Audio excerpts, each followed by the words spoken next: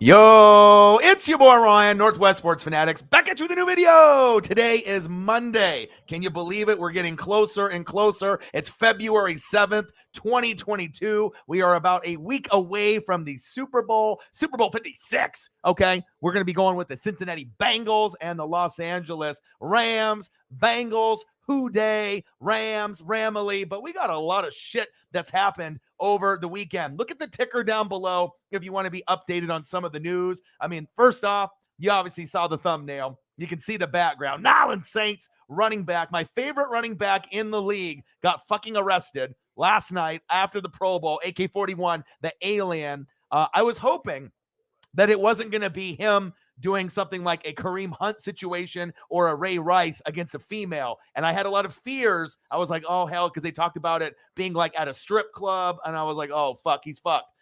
His career might be over. But it sounds like it was in a lobby inside of an elevator with another male individual. So, I mean, obviously, if you're going to be beating some ass, you don't want to be able to, put any hands on any female whatsoever, no matter the situation, stripper, or if it's just some other female like the Ray Rice or the Kareem Hunt situation. So first off, obviously it sounds like there was a little scuffle. Him and his boys, ended up punching a guy, breaking his orbital bone, all right? And then when he's knocked out, he was knocked the fuck out, all right? They started stomping on his face, a little excessive there.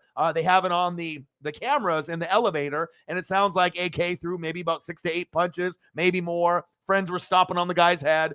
He's not dead or passed away, but obviously he's in not very good condition. And he's obviously, I would assume, he's going to sue. So I don't really know if this means that they're going to release AK-41. You already lost Sean Payton. All right, you might be losing Michael Thomas to be able to get some more players. Stay away from Vegas, kids. You know what I mean? Ladies and gents, it's like you go to Vegas, bad shit happens. I mean, first Henry Ruggs, now this. I'm hoping that, even if it wasn't self-defense and even if the guy was mouthing off, you should know better. You're a fucking NFL player. You put your hands on someone. Was he on Molly? Was he on yayo? Was he drunk? Was he high? I mean, we don't really know. But for him and his boys to gang up and beat up on a guy in an elevator, I mean, what is this? Ray Rice all over again? I know it's not a female, but you're asking yourself, what are you doing, AK-41? I mean, they need you more than anything. So I would assume that they're not going to cut him. They're going to probably give him jail time, probation, slap on the wrist. But can the Saints really afford to let a guy like this go unless – I mean, I guarantee if it was a female at the strip club or in the elevator, his career would have been over. I mean, just like that, release, it's done. But it looks like it was just, him brawling it out. But, I mean, why not just do one-on-one? Of course, you and your boys got to beat up on a guy. But now his boys, they're not in the NFL. You're not on the Saints. And obviously we had some great news today with Dennis Allen. And so obviously we're going to go over some of the coaching hires. We're going to go over Kyler Murray. This is weird, isn't it? I told you guys I got the ESP. Didn't I tell you a day or two ago? I said Kyler Murray and Lamar Jackson are the two most overrated quarterbacks in the NFL. Kyler should go back to playing baseball, right? Do you remember me saying that? You remember? And then now what happens? He unfollows everything on Instagram Cardinals related. We know he's a pro gamer. Is he going back to baseball? Does he want to leave the Cardinals and go to a team like the Buccaneers or somewhere else? Very interesting. If I say it, it seems like it comes to life. Very weird, because I just brought that up like a day ago, and then now he's unfollowing the Cardinals and everything Cardinals related. Makes you kind of scratch your head if the Cliff Kingsbury, relationship is broken. Very, very crazy. And we've seen some obviously coaching hires. Congratulations. Let's get some good news. Let me give a little round of applause. I know they want to get some more brothers in the coaching ranks. All right, we need to have some diversity in the NFL. And we got some diversity with Lovie Smith. So shout out to him. All right, he was with the Buccaneers and the Bears, led them to the Super Bowl. He's going to be the Houston Texans head coach. Pep Hamilton is going to get a little bit of a boost in his resume as well, working there. And we know Pep from the Colts from back in the day. And obviously with like AAF and some of those other leagues that were around. But Dennis Allen, we knew that it was maybe like Flores. There was a couple guys. But you got to go with, okay, if Sean Payton is gone, all right, you already have so much drama, right, in this building. If Sean Payton's gone and he's going to go to the Cowboys, we assume in a couple years, he's probably not coming back, all right? Dennis Allen has proved that he is one of the top 4 or 5, if not higher, maybe top 3 defensive coordinators in the league. After they, let Ryan go, you remember when they had the whole Rob Ryan, Rex Ryan. You remember how they had, that back in the day. I believe it was Rob. And then they ended up really improving their stat line on the defense. So I'm really excited for this opportunity. It just sucks now that you're hearing, of all this other bullshit that's going on. But the Saints finished last in scoring defense in 2015, the year they fired Rob Ryan, not Rex. And then they made Dennis Allen the interim D coordinator. Saints finished 31st in scoring defense in his first season, but they finished in the top 15 ever since. So I would take this guy on Tampa Bay in a heartbeat. I love him. He's a new head coach of the New Orleans Saints. I love it. I mean, you could have went outside and got, another coach of color like a Brian Flores. That motherfucker might not coach ever again. It's sad because obviously with him suing the NFL and everything else, they can say, oh, we want this guy, but let's be realistic. The guy probably won't ever get a job. I mean, I'm hoping he does. I think he's got, a great resume. He's under the Belichick coaching tree, Flores, but I don't know. I mean, this guy is the right hire. You need to have some continuity, someone that's familiar with the Saints, someone to be able to be like, all right, guys, well, we got the AK drama. We might not have Michael Thomas. Sean Payton's gone. You know me. We can still win the NFC South. We can still compete with the Buccaneers and the Panthers and the Falcons. All right, we need to have a face and a leader that they respect. And I know Demario Davis respects them, Cameron Jordan, Lattimore. So this was a perfect hire. So at least we get something positive for the New Orleans Saints out there. Lovie Smith, all right, we already know where you're going. You're going to be the Houston Texans head coach. And we've had a lot of movement obviously in the NFL within the last few days, and I've been grinding. I've been,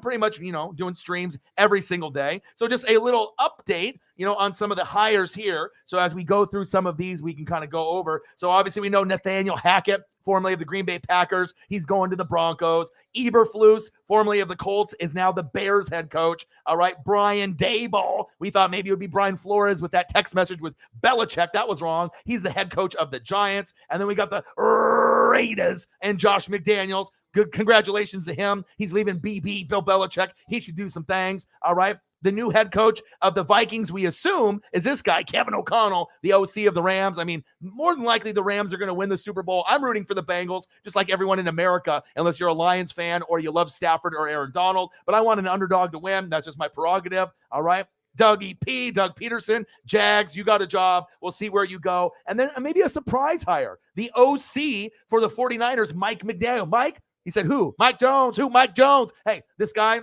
he's biracial. I think he's half black, half white, even though he looks like a Starbucks barista. All right. I think he's got a lot of game. He's very smart. He might be able to develop Tua. Him and Tua have a relationship. So even though a lot of people are hating on this hire, I kind of like it. And I think he could be successful there, probably more successful than Lovie Smith. Dennis Allen should be able to do a great job. Now, out of all these guys, I would say probably a good majority of them aren't going to be there in 3 years. But I'm hoping that this guy stays. I'm not sure about you. Definitely you're not making it past 3 years, more than likely. We'll see about you. Daboll, I don't know. McDaniels, if they're winning and they're going to the playoffs, they can stick with him. Daboll, that's an easy division to win. We're going to have to see your success there. I don't really know about you, Eberflus. You might get the boot. And Nathaniel Hackett, you probably got 3 years. If you don't get Aaron Rodgers this year, your ass might get the boot too. But the one that I like the most out of all of them is probably this guy. And I'm a Bucs fan. I really like this hire. I think this is the best one. McDaniels could stay long-term if they're winning, but I think this one is my favorite one out of all the hires. What a wild, wild last couple days. Kyler Murray, I said, you know what? Maybe you need to go to baseball. Maybe you need to switch and go to a sport where you maybe feel that's your love, your passion, because you're just getting fucking shitted on by everyone in the Cardinals organization, the NFL. I think you're overrated. I think that you could be a top 5 quarterback under a different system, in a different team, a different, maybe a different refresh, a different start. But if you go to baseball, your career is going to last a lot longer. You might be able to go 20 years instead of the typical maybe 5 to 10 or 15. But it's just weird that I said it like a day or two ago. And then now he unfollows the Cardinals on Instagram, on Insta, flexing on the gram. He's no longer on there. Will he go to the Buccaneers? I don't know if I would want him, to be honest. I think you're a top 10 quarterback, but I think maybe his heart and his head might be in baseball, and maybe it's in his e-games. Obviously, esports. He's a pro gamer. You know what I mean? So maybe he wants to go down that path. I'm not too sure, but we're going to have to wait and see. And then obviously another hire, Rich Bashasha. All right, we saw him, and we know that he's going to be the special teams coach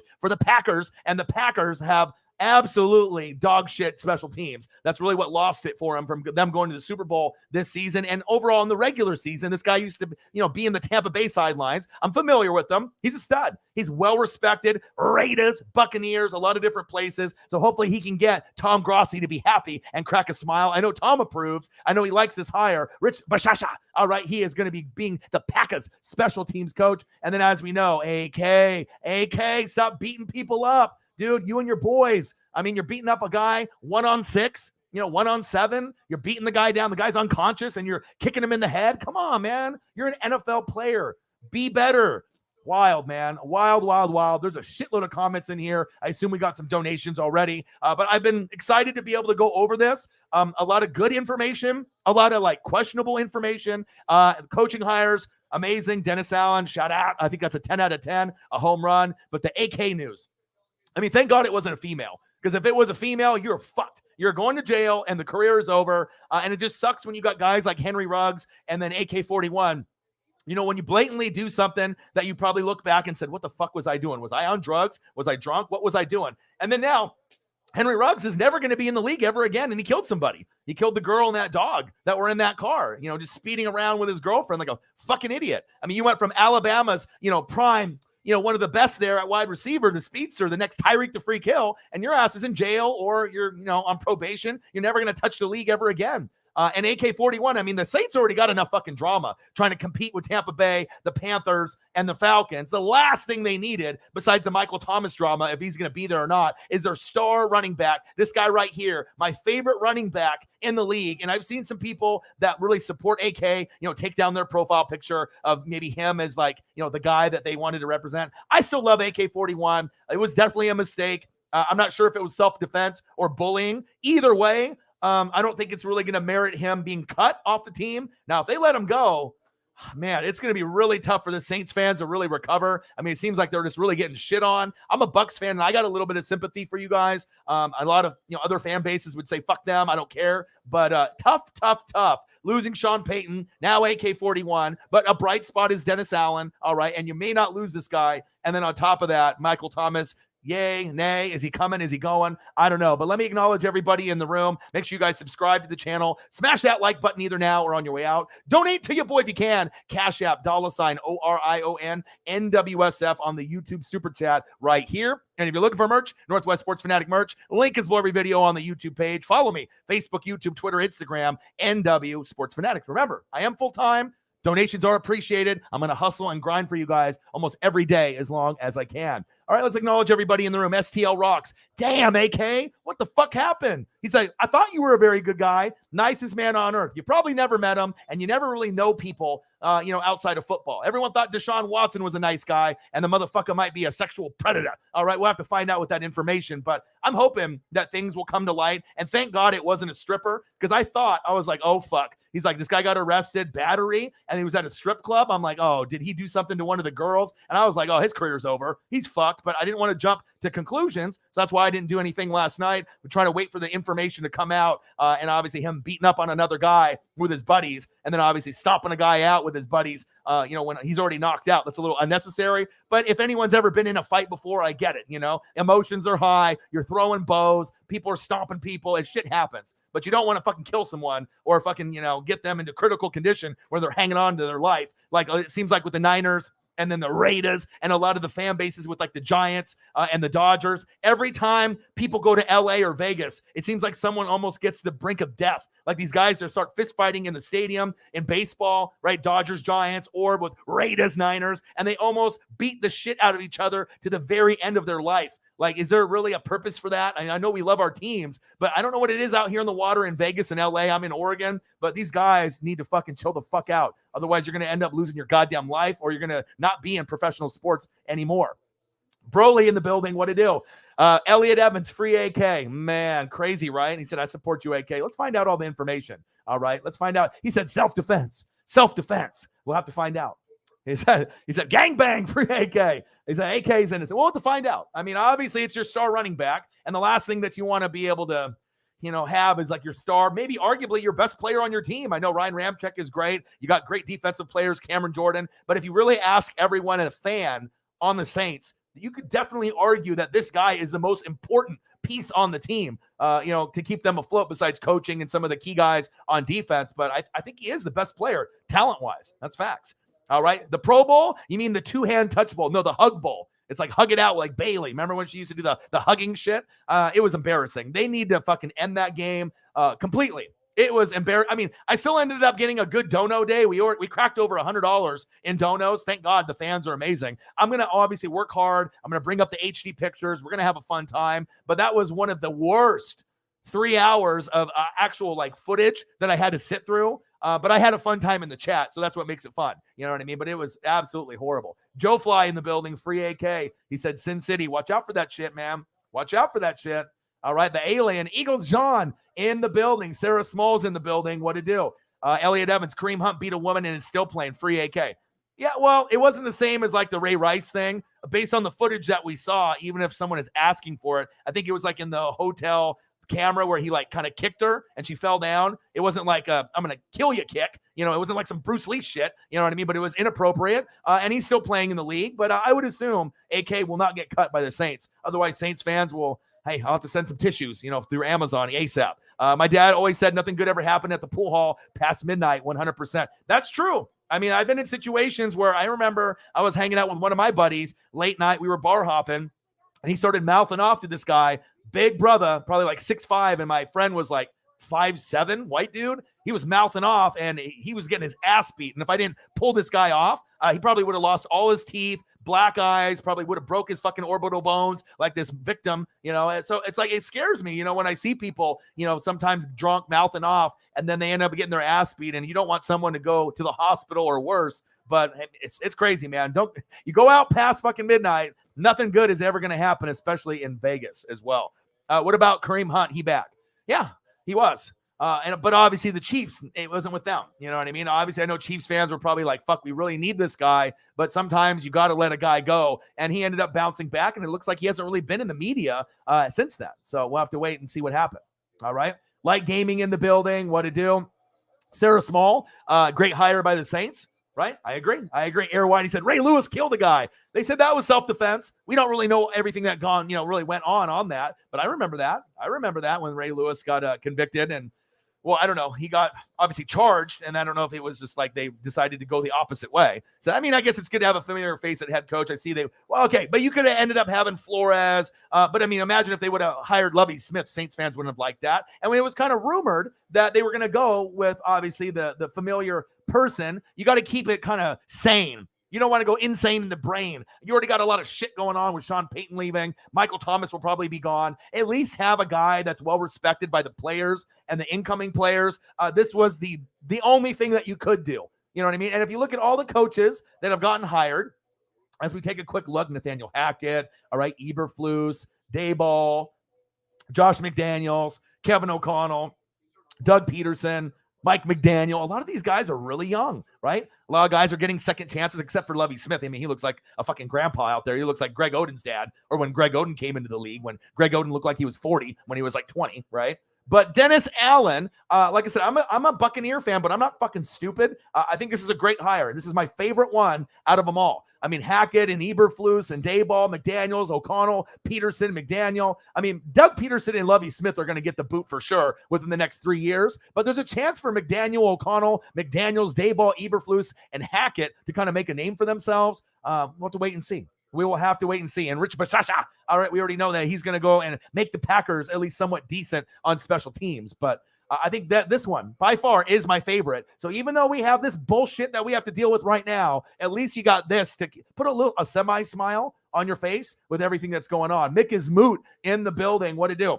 STL, bro. I already called it. I even made a video, but people didn't. I know. Well, we already thought, that a good chance that this was going to happen. Let's see here. Elliot, Michael Vick killed dogs and works with ESPN and went to jail as well. All right.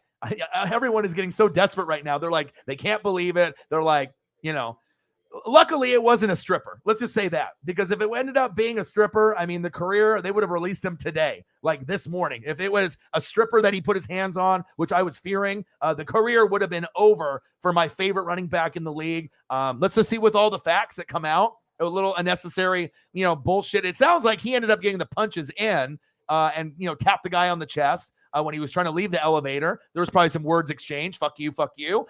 Punches thrown. He beat the guy's ass. But then after the guy's knocked out, him and his buddies, it sounded like maybe his crew started stomping on the guy's head when he's knocked out. A little unnecessary. Okay, but I know it.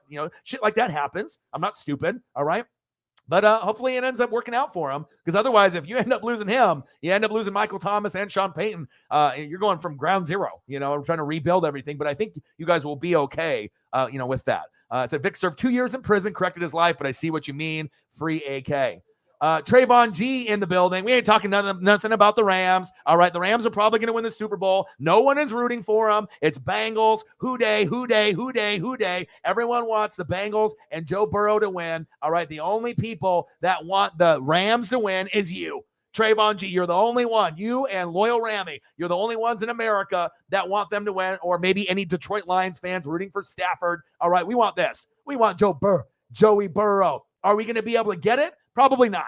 But realistically, if you're putting money on the game, this guy's the man. He's been on fire. We know Cooper Kupp is almost unguardable. Eli Apple ain't going to do shit. All right, and they obviously got the best defensive player in the game. But a man can dream. All right, a league can dream. A fan base can dream that maybe Burrow, all right, can make it happen. Maybe Joe Mixon can make it happen. Maybe Jamar Chase can ball out on the same level as Cooper Kupp. Maybe Tyler, avoid the Boyd, who hasn't dropped a pass since like week 2 or week 3, can make it happen. T. Higgins can make it happen. Jesse Bates will pick off Matthew Stafford, and then maybe they'll win 30-27, all right, with Evan McPherson, the best kicker in the league, not named Justin Tucker, with the dub, and we can go Kitty Goes Meow with me and Tom Grossi. We'll see. But, hey, it's going to be a hell of a game. Like I said, I don't know if I would put money on the Bengals, but, hey, your Rams are there. All right, we'll see if they win. We'll see if the Rams actually donate any money to this channel. You guys have been slacking. You know what I mean? We got Chiefs fans. We got Broncos fans. You guys can talk all the shit that you want, but you don't really support your boy like some of these other fan bases. We'll see. We'll see. We'll see what happens in the Super Bowl. Sarah Small, bang, to start off the stream on a good note, $2. Appreciate you. Let's go.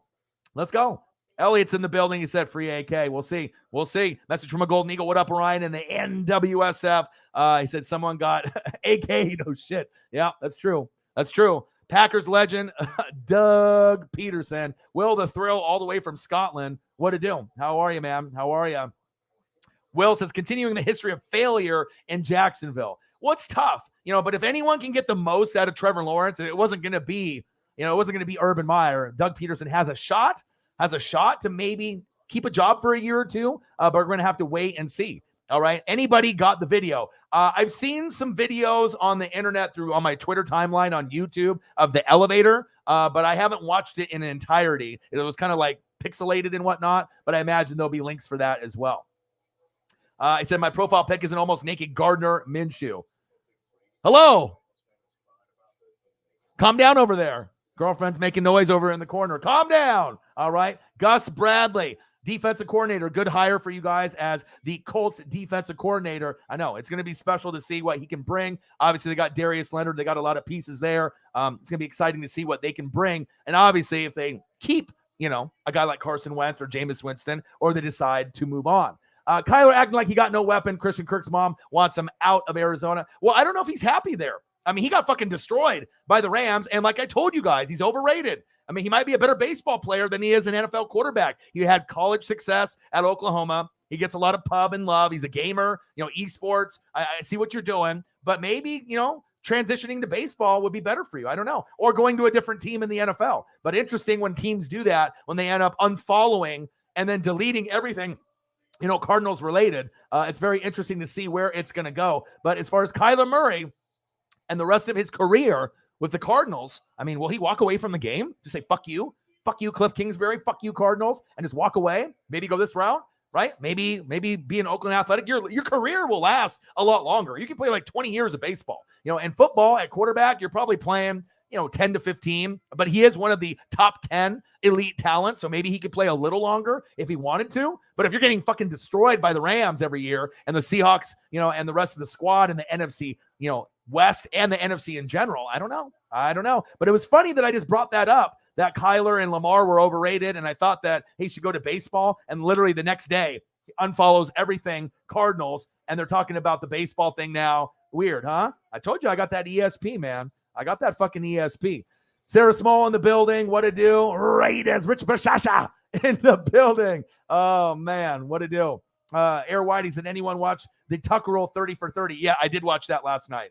And obviously there was some new news about Deflategate on how that maybe Bill Belichick and Brady, they tried to make them like the evil guys in the NFL, but there was some other information that came out that the NFL was kind of covering up. So maybe it wasn't really that big of a deal with the Deflategate, if you guys saw that. Interesting read. Now, there's going to be more information on the Deflategate, even though it's such old information, but Brady retires. But maybe some of the information was falsified. The NFL was trying to cover some shit up, maybe to protect Brady and Belichick, even though they took away some draft picks and whatnot. So we'll have to see on how everything kind of plays out.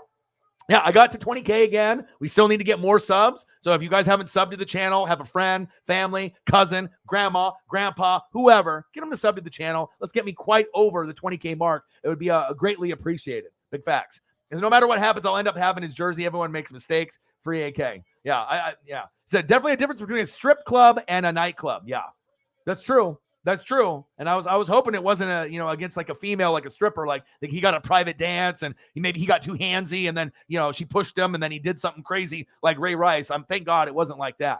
And that's big facts.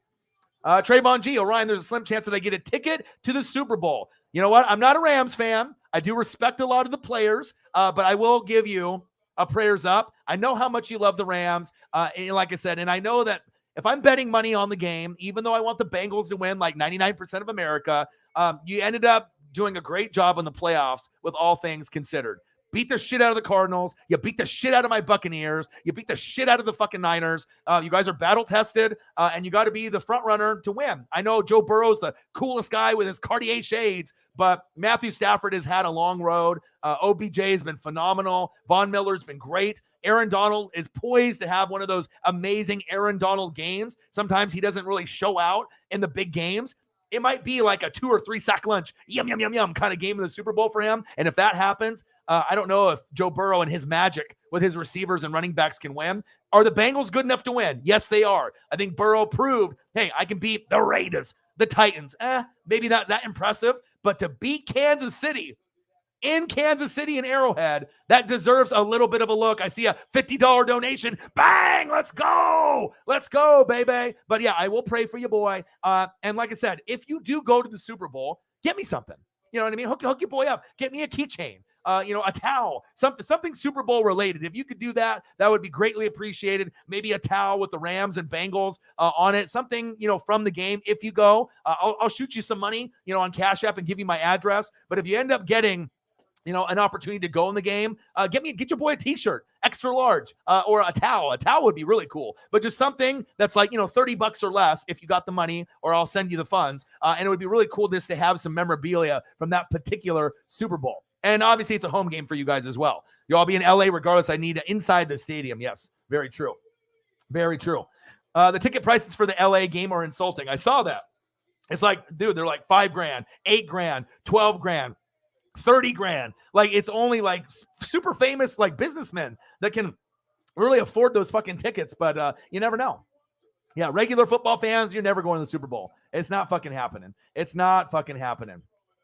DA knows the defense and makes me comfortable. Absolutely. Like I told you, I'm a Bucs fan. I'm not biased. That was the best hire out of them all. I could definitely seeing 7 or 8, of those coaches not even being there in the next 3 years. But I do see some potential.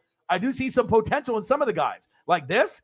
If you get Aaron Rodgers, there's potential for you to really make a name for yourself. Eberflus, I don't know. I could see him getting fired in 3 years or less. Daboll is a great play caller. I could see him staying around for a little bit. McDaniels, I could see him staying around for a little bit. Kevin O'Connell gives me vibes of Sean McVay and Kyle Shanahan. I could see him sticking around for a little bit. Dougie P, he's getting the axe. He's going to get fired within 3 years, not because of his fault. It's just that the team, they suck. They're not going to be able to get enough dubs, I think, for him to be able to turn it around. And it's a what have you done for me lately type of league. If anyone's getting fired first, it's probably Dougie P, and I hate that, or this guy.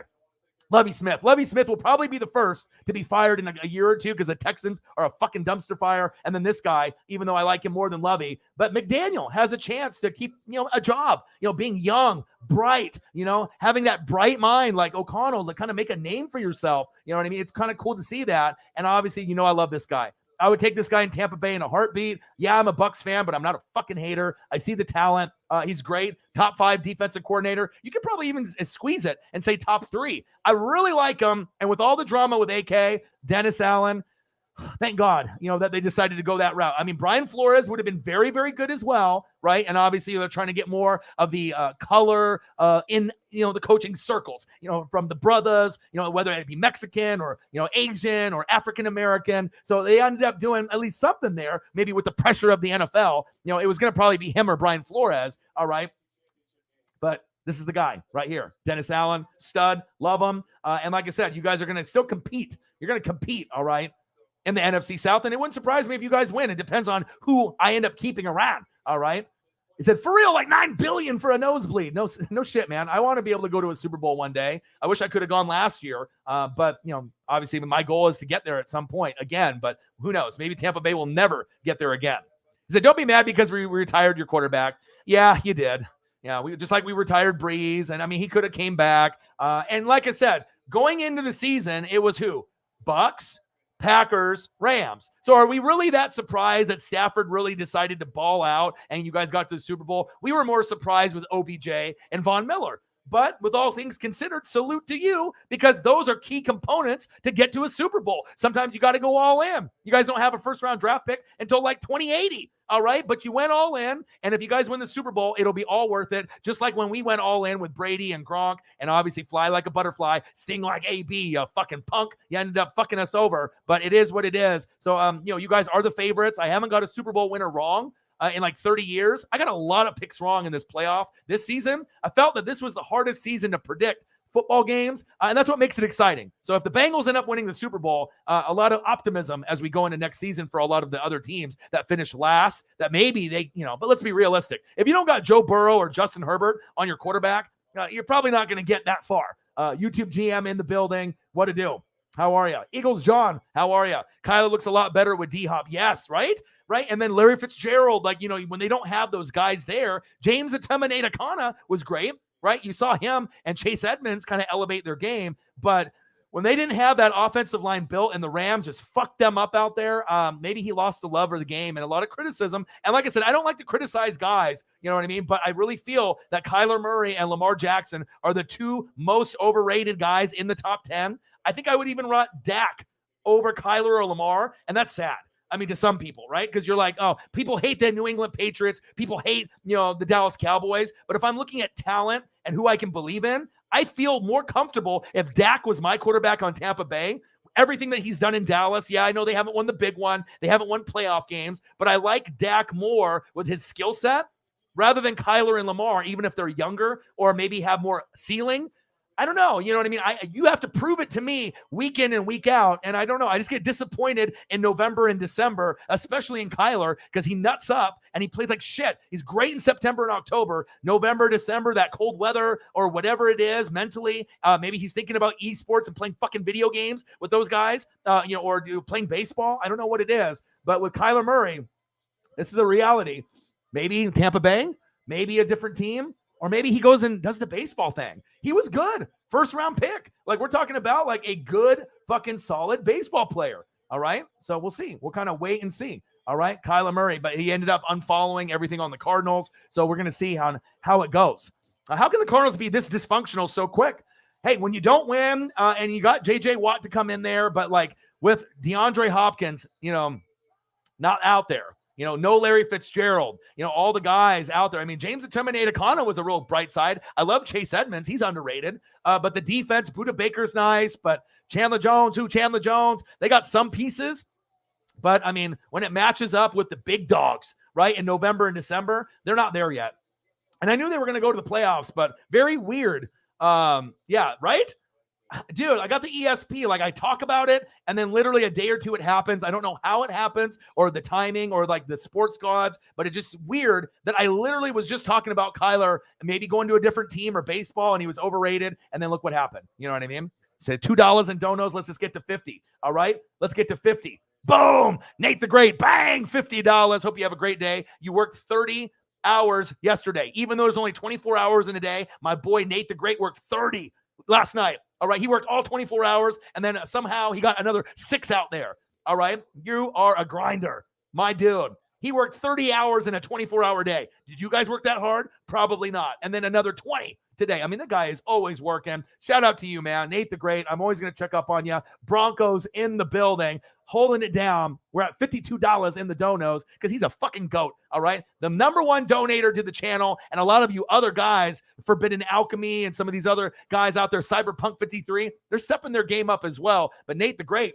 you the man, my guy. Appreciate you. The hardest working guy that doesn't have a YouTube channel of his own, but he's a grinder, a manager. I see you. $50. Nate the Great. Bang, bang, bang, bang, bang. Let's go. Nate the Great. Appreciate you very much. Nate the fucking Great. Xavier Williams in the building. Oh, boy, bringing the energy as usual. Thank you for that $38. I did not end up buying more Modelo's, unfortunately, but I did buy some food, got some stuff for, just the fam, you know what I mean? We had to get, like, conditioner, shampoo, shit like that, just stuff around the house.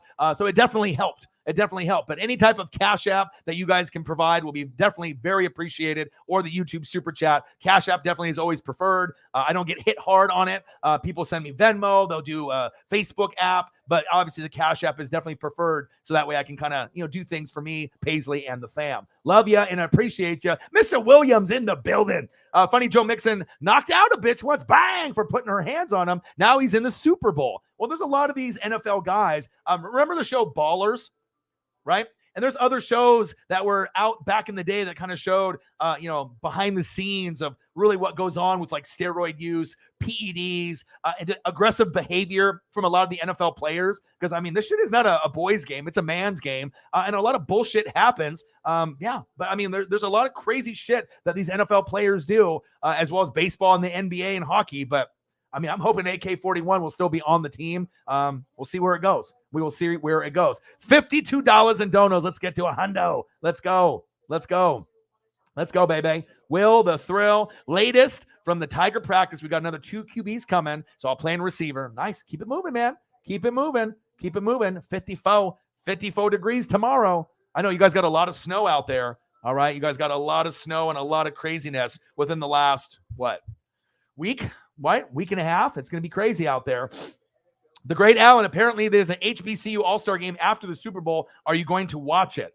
Well, it depends on how faded I am, to be honest. I imagine the donos will be very high on the Super Bowl. Usually when I do Super Bowls, they'll probably be like 500 to 1,000. We're going to have amazing people in the room. I don't know if Swaggy P will be, coming through or not, but I know we're going to have a fun time. I'm going to be putting on a show. I'm going to be working really hard, all kinds of HD pictures. But I don't know, probably not going to be doing the HBCU, to be honest, because I'll probably be full. I'll probably be tired. I'll probably be doing like 5 hours, consecutively in a stream. So I probably won't have a voice after the Super Bowl. So I'll be doing a little bit before the Super Bowl starts, and then maybe 30 minutes after the Super Bowl to watch the trophy presentation and all that. But yeah, I'm probably just going to be doing the Super Bowl overall, and then we'll kind of go from there. Cough, cough, overrated. James Winston. I don't know who James Winston is, but I know who Jameis Winston is. And I disagree. I'm a Bucs fan, and he wasn't good on my team, but I thought he was very good for the New Orleans Saints. And if he rehabs and they think that he's the guy, he's better than Taysom Hill. All right. He's better than Trevor Siemian. He's better than Ian Book. So I don't know, STL Rocks, if you're a Saints fan or just a hater of the Saints, but I think that that's a good fit for the team. Jameis Winston could have gotten them the 6th seed. If they would have played the Bucs, they probably would have beat us. We were injured. They have our number. The Saints are a good football team. Great running back, AK-41, my favorite in the league. Prayers up to you. Thank God you didn't beat up on a fucking female, AK. I know you beat up on a dude in the elevator, but I still love you. And hopefully things get kind of washed away. You might have to go to jail, pay a fine, slap on the wrist. All right. Jameis was good for the team. Michael Thomas needs to go. Say goodbye to him. You need to end up drafting some wide receivers. Get someone better than Adam Troutman at tight end. Offensive line is fantastic, led by Ryan Ramczyk. Defense is led by Demario Davis, a.k.a. the Glue. That nickname will get stolen by Peter Schrager in 3, 2, 1. All right. Marshawn Lattimore is a stud. He's a shit talker, but he's still a top 10 corner. And Cameron Jordan is a first ballot Hall of Famer. And they got a lot of other guys out there that are balling out as well. So, the Saints are still in a good position to be able to win the NFC South. I don't know how many guys I'm going to be able to bring back, but I'm hoping that it'll be between our two teams. And I think the Panthers and the Falcons are going to get slowly better, and it's going to be exciting. I love NFC South football, but I don't think Jameis is overrated. Kyler and Lamar are overrated, all right?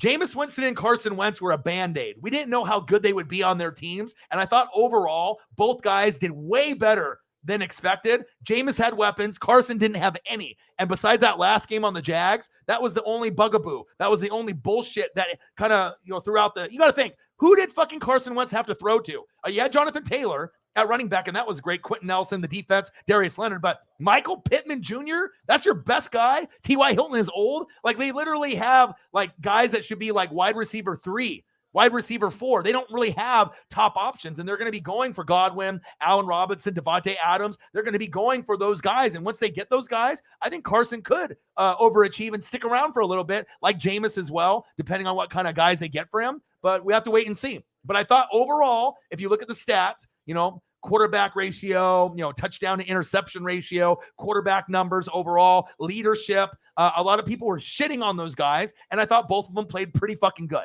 You know what I mean? With all things considered. So, as an Eagles fan, Dak is much better than Murray. And I think Murray is more popular. Lamar is more popular. I don't give a shit about popularity. Where has that gotten you? Jimmy G might be the most handsome motherfucker in football, but you ain't going to win a Super Bowl being handsome. All right? I don't want him on Tampa Bay. That's facts. Everyone's got an opinion, but I think he's overrated. Kyler and Lamar Jackson. And then look, I said that, probably going to go to baseball. Boom. Next day, unfollows the Cardinals on fucking Instagram, takes all his pictures down. And then obviously this might be a possibility. Will he do the esports? Will he be a gamer? Are you going to be doing baseball? But it's just really weird how I can say something and then like a day later, this shit happens. I'm telling you guys, alien shit. All right. I got the ESP. All right.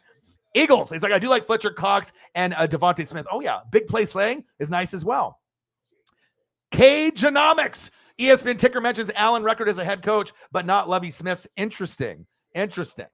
Hey, congratulations to you guys. You know what I mean? Like, if I was in the hunt for a head coach, if BA left, and thank God I still get to keep Byron Leftwich and I get to keep Todd Bowles, two brothers, all right, that definitely earn an opportunity to be a head coach or a coordinator, OC or DC in the future. They're great, but at least I get to keep my coaches there. They will be head coaches, and that will help the kind of the struggles with the brothers getting jobs at head coaches. Because Byron will get a job, but if he just goes to the Jags, you're just going to be like Dougie P. You're going to get fired, and what are you going to do? You're going to come back home, right? If Todd Bowles gets a head coaching job, you're probably going to have it for a couple years, depending on the team, and you're going to go. And a lot of people are like, Saints are like, Eric Bieniemy. Eric ain't going nowhere. He is qualified. People know it. He is the, intern, all right, intern for Andy Reid. That's the guy. If you're the Chiefs, why would you go anywhere else? I don't know how long Andy Reid's going to coach, but he's older. He's got health issues. He likes hamburgers. He likes cake, just like your boy. All right, we already know how great Andy Reid is. Look at him. He's like, damn, I really like all of the things Orion is saying. All right, but with all that being said, the job is yours, my dude. And why would you want to go anywhere else? You got Mahomes, you got Kelsey, all right, you got Tyreek. We'll see if Honey Badger comes back. This is just a fun place to be. The Chiefs, all right? So if I was him, you can interview all you want, but I would end up staying there. It's not like a situation with Bill Belichick and this guy where like, hey, I want to be the coach of the Patriots, and Bill Belichick says, fuck you, I'm staying till I'm 90. He's like, all right, then I'm leaving. I'm going to the Raiders. And congratulations to Josh McDaniels. I think he will have success there with the Raiders. All right, let's get it. Let's see here. Let me keep scrolling down. Calvin Griffin. He said, Winston took steps up now with Allen as a coach. I'm anxious to see which direction they go with quarterback. Well, it's got to be Jameis Winston or I mean, who else is it going to be? I don't think Kirk Cousins is going to be available, all right? Because I think right now, as far as the coaching circles are concerned, right? With the coaching circles that are kind of going around, Mike McDaniel, all right, he really loves Tua. He might be able to get the most out of him as the 49ers, OC, okay? But Kevin O'Connell already has a relationship with Kirk Cousins, and Cousins might not be top 10, plays like a top 10 some of the time, all right? But with Cousins, all right, he's owed like 40 to 45 milli. That's fucking way too much for a guy like Cousins. I mean, that's like Aaron Rodgers, Russell Wilson, Mahomes kind of money, or maybe a Kyler or a Dak or a Josh, a Josh Allen type of guy, or maybe a Joe Burrow guy, 40, 45, 50 million or more, or a Justin Herbert kind of guy. But I think that he can succeed there in Minnesota. I mean, you got who? Kirk Cousins. You got Dalvin Cook, and when he can stay healthy, he's top 3. All right, you got Jay Jetta. All right, Justin Jefferson hitting the gritty on your ass, just like fucking Mac Jones. Mac Jones in the Pro Bowl? That was the best thing of the night. The Mac Griddle. All right, Mac Jones, Mac Griddle. All right, just like McDonald's. The Mac Griddle. I see you. All right, and they got Adam Thielen. Maybe the best white Caucasian receiver in the game. Hunter Renfro's good. There's a lot of other have to wait and see, but I am interested to see where some of these guys go. Cyberpunk 53 in the building, one of the really supporters of the channel, one of the heavy hitters. I love you, and I appreciate you very much. Crab Legs Winston is a better fit than what they have now. Yeah, I mean, like I said, Ian Book ain't good enough. I think we watch games of him. Taysom Hill has problems fumbling, can't really go through his progressions. It's not as easy it was for him at BYU. He's not good enough to be the starting quarterback. It's clear. Even Saints fans that know anything about football, they know I'm right. He's not good enough, all right? Trevor Siemian was a good kind of just like, hey, put him in, but he's a backup quarterback. He's not good enough to be a starter. Jameis is the guy. He's immature. He likes to eat W's. He dances around sometimes like a fool, but it seems like with knowledge, it's a good fit, and I was impressed. Even though I didn't like him on Tampa Bay, all right, Jameis Winston, for you guys, he did fantastic, and I think he would have absolutely led you guys to the playoffs, and you could have upset a team like me, the Tampa Bay Buccaneers, if we would have played each other. You guys have our numbers, and you guys probably will for the rest of my fucking life. All right. Jameis at quarterback. If AK comes back, all good. If we draft a great wide receiver, maybe a tight end, hopefully keep as many people as possible. I think we can win 10 or 11 games. Yeah, I think you guys could win 10 to 13 games if Jameis is your quarterback, but you need to make sure you get wide receiver depth. And I don't know if you guys are going to go that route. Maybe Dennis Allen will have better input than Sean Payton or the owner. Maybe you guys will actually draft someone that has talent on the roster, that you can actually throw the football to and get a superstar stud. You're probably not going to get an A.J. Brown or a C.D. Lamb or a Justin Jefferson or a Jamar Chase, but there's other pieces on the defense that need some filling. But the defense overall is pretty fucking good. O-line is pretty good, but you can always add O-linemen. But the main priority from what I see is wide receiver and tight end. That's what would benefit you guys the most. Or if you decide to move away from Jameis and you go quarterback, but I wouldn't draft any quarterback in the draft this year. If I'm the Saints, I'm not doing it. I mean, I ended up seeing some of these quarterbacks, when I ended up doing the Senior Bowl, Panthers might end up going for Malik, but I would definitely not be drafting a quarterback in the first round. That would set you guys back quite a bit. Sarah Small in the building. What to do? He said, still waiting for my Cybertruck to be released. Oh, baby. The great Allen. Should I change my name to Peter the Weasel Schrager? Well, you got to make sure you spell Schrager correctly. You can do whatever you want. The boy watches the material. He ends up stealing my shit. I don't know. We'll see. I mean, I already know that, EA Sports, Madden, Schrager, Good Morning Football, Pat McAfee, they know who we are out here. They got social media teams or they're watching themselves. I'm still pissed off about it, but it's the biggest form of flattery. Often imitated, never duplicated your boy. I'm always going to come up with the nicknames. I'm always going to have the energy. And I guarantee if Peter Schrager had a fucking YouTube channel, he ain't getting donations. All right, you ain't getting donations. You know what I mean? He said, I call it Uncle Mo. Kyle Brandt. What's that? Uncle Momentum. You feel it, he says. What a fucking buster, dude. Get the fuck out of here, Schrager. All right? I have no respect for that guy anymore. Cyberpunk in the building. What to do? I said YouTube GM is Peter Schrager. Wouldn't that be funny? You never know. Sometimes we get Skip Bayless in the building. I mean, I got John Cena that follows me and a few other people, Conan from NWO. So I do have some famous people that do follow me, but you never know who might be in the building or who is a troll in the building trying to spy on the account. Some people like a spy on your boy. All right. It's a good cyber. I'm so tired from a long day of work, and you guys got all that snow out there as well. Calvin, I've decided F all the quarterbacks in this year's draft. Me too. I think there's some talent there, but we were way more hype and hyphy and lit for Trevor Lawrence. All right. Who? Zach Wilson, Justin Fields, Mac Jones, who? Mac Jones or Trey Lance. And did any of them really do what we thought they were going to do? Fuck no, because none of them are Joe Burrow or Justin Herbert. There's nothing like that talent-wise. So you're only going to get these bosses like the Josh Allens, all right, the Herberts, the Burrows. It's only going to come out every like 5 years. You know, you're going to end up getting a guy. And obviously we think that maybe out of those 5, maybe Justin Fields might be the best. Maybe Trey Lance and Mac Jones are in the best scenario based off the coaching that they have there, but McDaniels is no longer there. So I don't know if Mac Jones is going to go backwards. He might end up being shitty moving forward. I mean, he's kind of limited. I saw you hit the Matt Griddle and the gritty, but as far as like talent, I don't know. You know, I think Trey Lance has more upside than Mac Jones. Trevor Lawrence and Zach Wilson, if they were on better teams, I think that their numbers would be better. It's just that you fucking are on the Jets and the goddamn Jags. That sucks. And then the Bears, you know, that's not that much better. But with Chicago, they have more weapons there. And if they can end up getting that turned around, maybe Justin Fields could end up being the best one. I think that with his arm and his leg, I think Justin Fields might have the most upside out of any of them, unless Trevor Lawrence or Zach Wilson gets traded or goes to that next team in 3 or 4 years. Then maybe they could be better, but we'll have to wait and see. And I'm excited to see what Trey Lance can do with all those weapons. You know, George Kittle, all right, you know, make him puke Ayuk, Debo. I mean, there's all kinds of talent there. Elijah Mitchell. So, I mean, you can pretty much plug and play any quarterback, and you know you're going to get numbers, and he's good outside the pocket. He is a little raw, Trey Lance, but we'll see next year when he's the starting quarterback. And that's big flax. Big, not flax, but big facts. Cyberpunk 53. He's I feel you. I have the same issue. Never enough time in the day. You know, I'm always hustling. I'm always grinding. Appreciate all y'all as well. P1 Kev in the building. What to do? So what's your thoughts on Aaron Rodgers buying land in Tennessee and was in Cleveland this past weekend?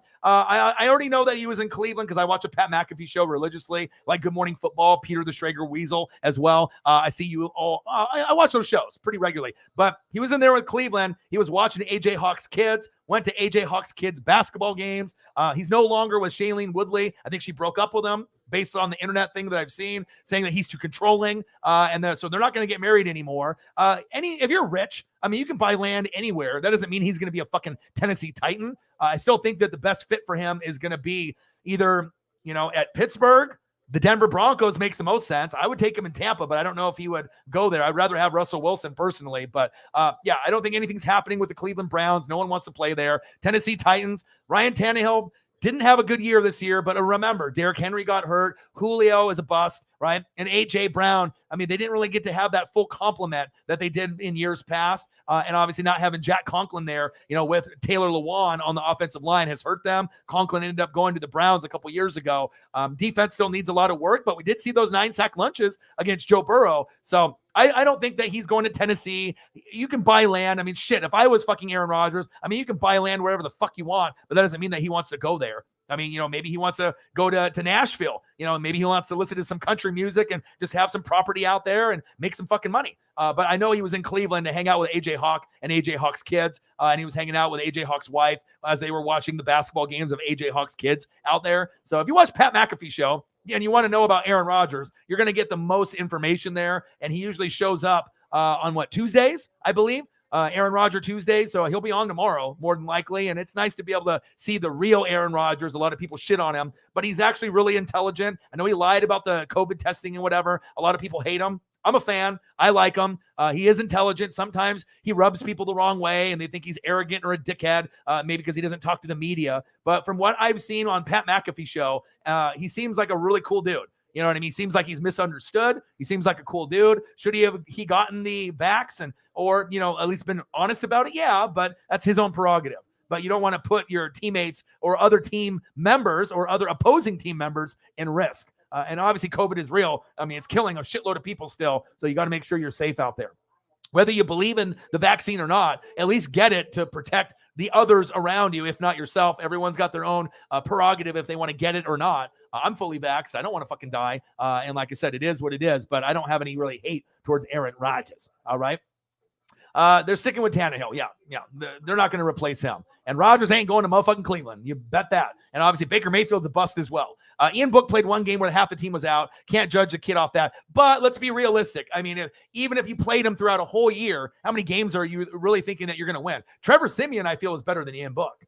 Taysom Hill is better than Ian Book. I mean, I watched him at Notre Dame. I watched a lot of film. I don't think he's that good, personally. I mean, it's a guy that you can draft, but it's like Kyle Trask for Tampa Bay. It's like you picked him in the second round. They're like, oh, Ryan, what do you think about Kyle Trask leading the team? Fuck no, he sucks. All right, I saw him at Florida. He balled out with Kyle Pitts, but can he be an NFL quarterback? No. Backup? Yes. NFL starter? Fuck no. And if we have Kyle Trask, it's fucking over for Tampa Bay. I mean, I might stop watching football. I might stop watching Tampa Bay in general. If they say Kyle Trask is the day one starter, your boy's hard hat might go out the window. I might jump out the window myself, you know. I don't want him at all. You know what I mean? I think that was a mistake drafting him. I know we needed to get a guy after post-Brady. He ain't it, though. He ain't it. He ain't it. I don't think he's that good at all. Fuck that guy. I hate to be that mean, you know what I mean? Because obviously we haven't really got to see him play, but I don't think that he is going to be a guy that could succeed in the NFL. I would rather have Gardner Minshew than Kyle Trask. You know, I watched him in the Pac-12. I've seen what he can do. He seems like he's got the swag. Kyle Trask, he looks like he plays afraid out there, and we'll see. But we will see. Said in the game, Book never practiced with the, yeah, I get it. But I mean, like I said, if they said Ian Book is a starter moving forward, would you be happy? Fuck no. Every single Saint fan would fucking boycott. I'd have to send tissues fucking on Amazon to all you guys. All right? That's facts. You're a diehard Saints fan, but Jameis Winston, I have mixed feelings with him. Why? You guys won week 1 and beat the Packers, and you guys balled out with them all year. He didn't play shitty like he did on Tampa Bay. He was the man. I mean, it's clear. There's a difference between Jameis on my team. I have a reason to be pissed off at him. You know, but if he would have played like he did for you guys, for me, I wouldn't even care of getting Brady or not. You know, it's like, I'll stick with him if he's winning me games. But you got to think all the pick sixes, all the turnovers, all the fumbles, all the interceptions, all the games that I was down by 4 and we had the ball at the end of the game and then he would fuck it up on that last drive. I mean, there's just so many mistakes that happen. And obviously we've seen, you know, guys like Carson Wentz not really go to his full potential. Marcus Mariota, Jameis Winston. There's just a lot of these guys that just don't pan out. You know, they don't pan out. Mac Jones has the highest floor, but the lowest ceiling. That's a fair statement. That's a fair statement. Yeah, and Jameis did everything with nothing out there. Michael Thomas didn't play, all right? You didn't have Emmanuel Sanders there at the number 2, all right? You had no Jared Cook. You went to Troutman. You didn't really have anything to work with. Neither did Carson Wentz, and they both overachieved, obviously, the defenses and the O-lines and the running games for the Colts and Saints, which are eerily similar if you think about it. Both teams, Colts and Saints, great O-line. Both teams, great defense. Both teams, great running backs. But they still are missing some pieces. You feel me? Winston was number overall for a reason, 14 TDs and 3 picks. Yeah, you know what I mean? Like, that's weird. I've never heard a Saint fan say that they thought that Jameis Winston was booty. I was like, are you watching the same Jameis Winston that I am? I mean, if anyone hates Jameis Winston on planet Earth, you know, it would be Bucs fans or myself, right? But if I flip the switch, it shows that I'm not a hater. I actually see improvement. So I'm not going to keep talking shit if I see improvement. I see a big change in him. So I thought that he improved quite a bit.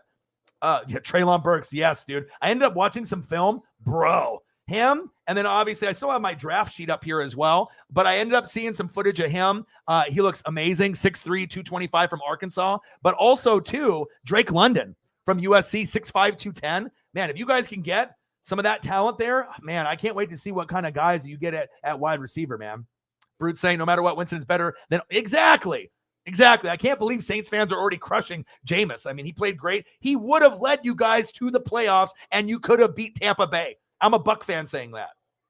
That should say something. All right, he's got potential to be elite with his arm. Only problem is bad decision making. He's a little immature as well. You know, I think he's a little immature, but I think that he can grow with the Saints. But no, Sean Payton's no longer there. So hopefully him and Dennis Allen can have a good rapport moving forward. So worst case scenario, the AK gets suspended for 6 games. Yeah, as long as he's not going to jail or getting cut off the Saints, you know what I mean? So it's also great throwing outside the pocket even when he was in Tampa. He did, but he was bailed out. And luckily it wasn't a female like stripper, you know.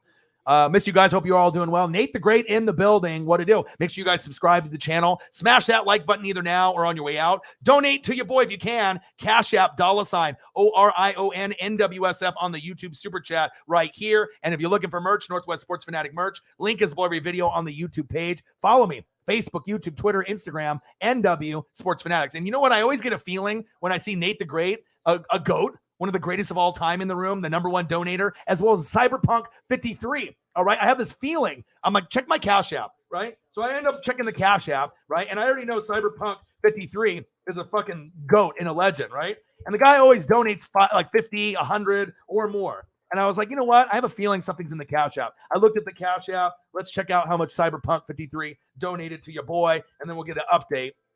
Let's see here. Donated on the Cash App because he's a fucking man. All right, let's go here. Always coming through. Let me update it here because I got to be able to shout people out on here because obviously it's not going to come up on the screen if it's through the Cash App. Let's show Cyberpunk some love. We already got Nate the Great, right? That donated the 50. The Cyberpunk 53. Let's go, baby. Bang! $50 on the Cash App. My boy Bill, Cyberpunk 53. Chiefs in the building. We're over $100 already. Your boy is hustling. Your boy is grinding. You guys are the best fans on planet Earth. Chiefs Kingdom, you're always showing love. Eric Bieniemy, Andy Reid, Cyberpunk 53. He deserves to be in the same category with the GOATs like Honey Badger. Oh, guess who? Travis Kelce. All right, guess who? Clyde Edwards-Helaire and the Mahomes, the Reaper. All right, I see you. Cyberpunk 53, you the fucking man. I appreciate you very, very much. Bang, bang, bang, bang, bang. $50. Appreciate you, my dude. It's weird because I will always have these feelings when I have like a dono sitting there and he doesn't have to necessarily say, hey, check your phone, check the Cash App. Eventually I'll take a peek on there. You're the fucking man. Appreciate you. And when you get the donations like that, one person donates, it leads to someone else. Nate the Great, boom, $50. Cyberpunk 53, boom, $50. And then who knows? Maybe we'll hit 200, 300. You guys are the best fans on planet Earth. And you know I'm going to give you the energy, the fire. It's going to be an entertaining show. I'm going to give you the HD photos. Let's fucking get it, man. Let's go. Let's go. Gang. So what I like about Pat McAfee and Aaron Rodgers is A-Rod's words unapologetically themselves. Yes, I like that. They're real. And I think real recognizes real. And that's why you guys donate so heavy towards me. It's not because I just have the football knowledge and the energy, but I'm fucking real, all right? You know, if I have depression or anxiety or addiction or some kind of shit that's going on, I'm going to be able to let you guys know what is going on. And a lot of y'all feel comfortable of telling me what's going on in your lives. And that's a little therapy session. It's nice to be able to have somewhere to go where you're all friends. Sometimes people get booted out like young Nola and Justin Wills, and I know they want to come back, but the room is less toxic with the trolls or the haters out of the room, and maybe they'll be back at some point, but it's all about a family. And if you look in the bottom right-hand corner, what the fuck are we? We are the Fanatic family. We are going to grow. We are going to grind, and I can't say how much I appreciate you guys. You guys are the best fans on planet Earth. Fanatic family in the building. Nate the Great, Aaron Rodgers will be in Denver, and he'll look good in orange. Damn right he will. And that's what I really hope. I really hope Aaron Rodgers goes with Nathaniel Hackett. I'm really hoping Nate the Great, for your sake, as a Broncos fan. I actually had a Broncos fan in like Flynn on Instagram, Matt, and a few of these other people that I've known over the years, a few people in the Flynn family that I used to hang out with. He's a big Bronco guy. He's like, I don't know if I really like this Nathaniel Hackett, but if you know his personality, Nathaniel Hackett with I like gold and all the other things they did with Austin Powers, made it fun for Aaron Rodgers. I think that he's got a great personality. I think he's going to be really good with the players. If you get Rodgers, there's a great chance to go to a Super Bowl or an AFC championship game, even though the AFC is stacked with, obviously talent. And then you can get, Aaron Rodgers to go there. And then let's just have this happen for me. Russell Wilson to Tampa Bay. I mean, is that too much to ask? Russell for me. All right. Aaron Rodgers and Nathaniel Hackett for you. All right. I don't know if it's going to happen. I don't think I want this guy on my team. I mean, shit, if you're going to end up just taking all your shit down from the Cardinals, who's to say that you're not going to do that with Tampa Bay if you come there? Go play baseball, my son. All right. Listen to your boy and the sports gods. Go play baseball, my son. If you're going to do the gaming thing, football, if you don't have the love for it anymore, you are a stud at baseball. Maybe go there, Kyler. I spoke it into existence, so I guess maybe it will happen, or he just doesn't want to be on the Cardinals anymore. Jeremiah, never a dull moment being a Saints fan, but I feel bad for you guys because what kind of heartache, like your heartstrings.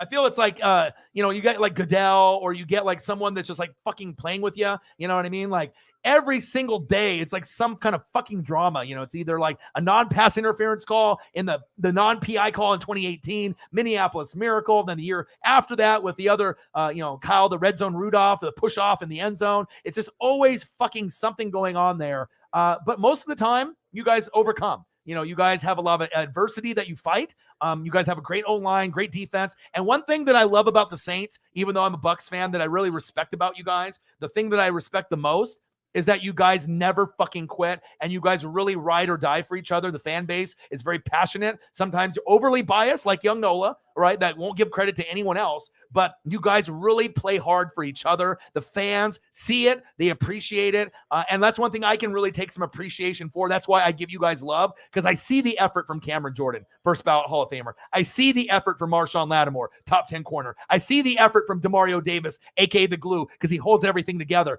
and that'll get stolen from Peter Schrager in 3, 2, 1. Demario Davis, aka the glue. I'm going to steal that. I'm going to tell Kay Adams, and she's going to think I'm cute. Okay, that's what's going to happen for you, Peter Schrager. I know you're going to steal my shit, but I like the team. AK-41 is my favorite running back in the league, even though I'm a Bucks fan. I like the talent. He's got a chip on the shoulder, and obviously he's got something else over here, swinging the bows, all right? But, being a 3rd or 4th round pick, you're going to have that chip on your shoulder like Brady being a 6th rounder, pick 199. But, I watched him at Tennessee. AK-41 had it. When you look at players that have it, Saquon Barkley, Kadarius Toney might be out in New York, but they are never going to want to get rid of a guy like this unless it was like a female stripper in that situation when he got arrested. Thank God it was just him beating up another dude, which is obviously not good either, but you're not going to probably get cut, and you're probably not going to go to jail or, not being in the NFL ever again, kind of like a Henry Ruggs situation. That's facts.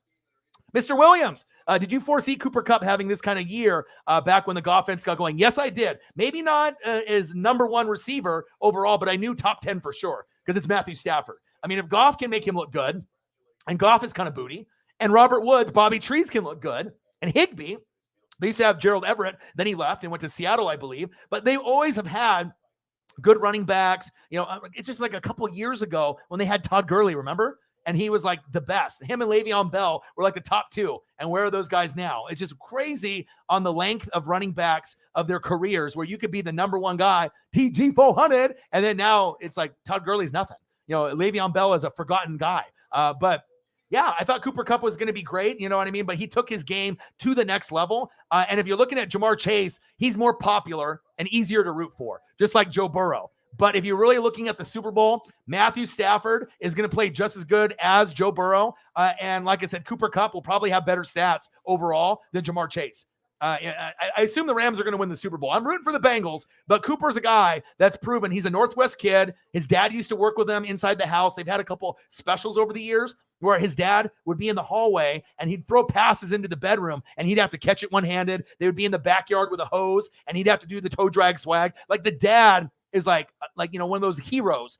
He really developed his son into being one of these amazing receivers. And we know the brothers, right, are the most athletically gifted receivers ever. The Jerry Rices, the T.O.s, the Randy Mosses, the Larry Fitzgeralds, right? Or now Devontae Adams, the Tyreek the Freak Hills. But for a white boy, all right, I'm half, Czech, half obviously Japanese. But when I start seeing the guys that aren't the brothers and they're dominating on the NFL level, it's kind of hard not to root for him. It's like Eminem being a rapper. You can be a hater, and but Eminem is better than most of the brother rappers that are out there. I mean, if you're good, you're good. If you're great, you're great. Skin color aside, Hunter Renfrow is a beast. Cooper Kupp is a beast. And obviously now, with Robert Woods being injured, he's a big part of the team. Bobby Trees is what they call him. But maybe they can let him go or see where the rehab goes. And maybe you give OBJ some more money to stick around, or maybe OBJ goes to another team. But I'm really impressed with Cooper Kupp. Matthew Stafford has always been a top 12 quarterback. But now with this season, I think we got to start saying that he's a top 5 quarterback this year. Cooper Kupp is a top 2, top 3 wide receiver this year. Devontae Adams and Tyreek are more popular, maybe more fun, maybe, more easy to like. But just because they're on those type of teams, as the girlfriend walks behind the stream and is done. You're fine. Well, you shouldn't wrap yourself like a burrito walking past the fan. Are you done working? Yeah. All right. Girlfriend's done working. She's out of the room. All right. She can go hang out with Paisley. But I think Cooper Kupp, I said a couple years ago, I thought that he was the most underrated wide receiver with Robert Woods. Tyler, get to the door and lock it. That'll get stolen from Peter Schrager in 3, 2, 1, stolen. I think now also you got guys like Van Jefferson, underrated. DJ Moore from the Panthers, underrated. So I'm always looking and digging deep. But once you go from Jared Goff to Matthew Stafford, you knew that they had a great chance to go to the Super Bowl. It was Packers, Bucks, Rams, right? And then going into the year, it was Bills, Browns, Chiefs, right? That's what it was. And then the Rams got there. So it is what it is. Gardner Minshew to the Bucks. He's the fucking GOAT. I love him. Markayla Rainey. Wait, you should be the GM. I mean, if I ever get a job as a scout on the NFL level, I'm telling you, I can do big things. You know what I mean? I don't think there's anyone out there that does more research or film study than me, than maybe a scout. And maybe I do more. Because when I'm here on YouTube, I know what I'm talking about and I'll bring the energy. But on top of that, all right, I do a lot of work behind the scenes. For me to be able to know all the names, all the coaches, all the players, not be biased, cover all 32 teams, college football, AEW, WWE, NBA, a little bit of everything. It's not easy. It's not easy. You know what I mean? He said, Air Whitey's the GOAT. Air Whitey, you are a GOAT. Appreciate you. Jeremiah Hardell, he said, I would be happy with Ian Book with our full offense and a healthy, stop. I don't know, Jeremiah, how old are you?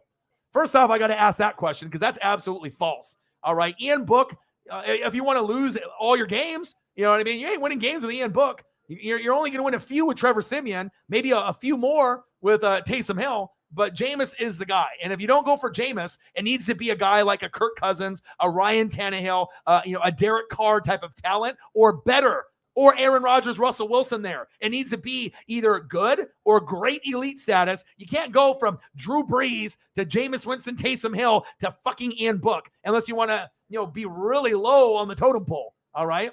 That's facts. Mick is Moot in the building. What to do? STL Rocks in the building. What to do?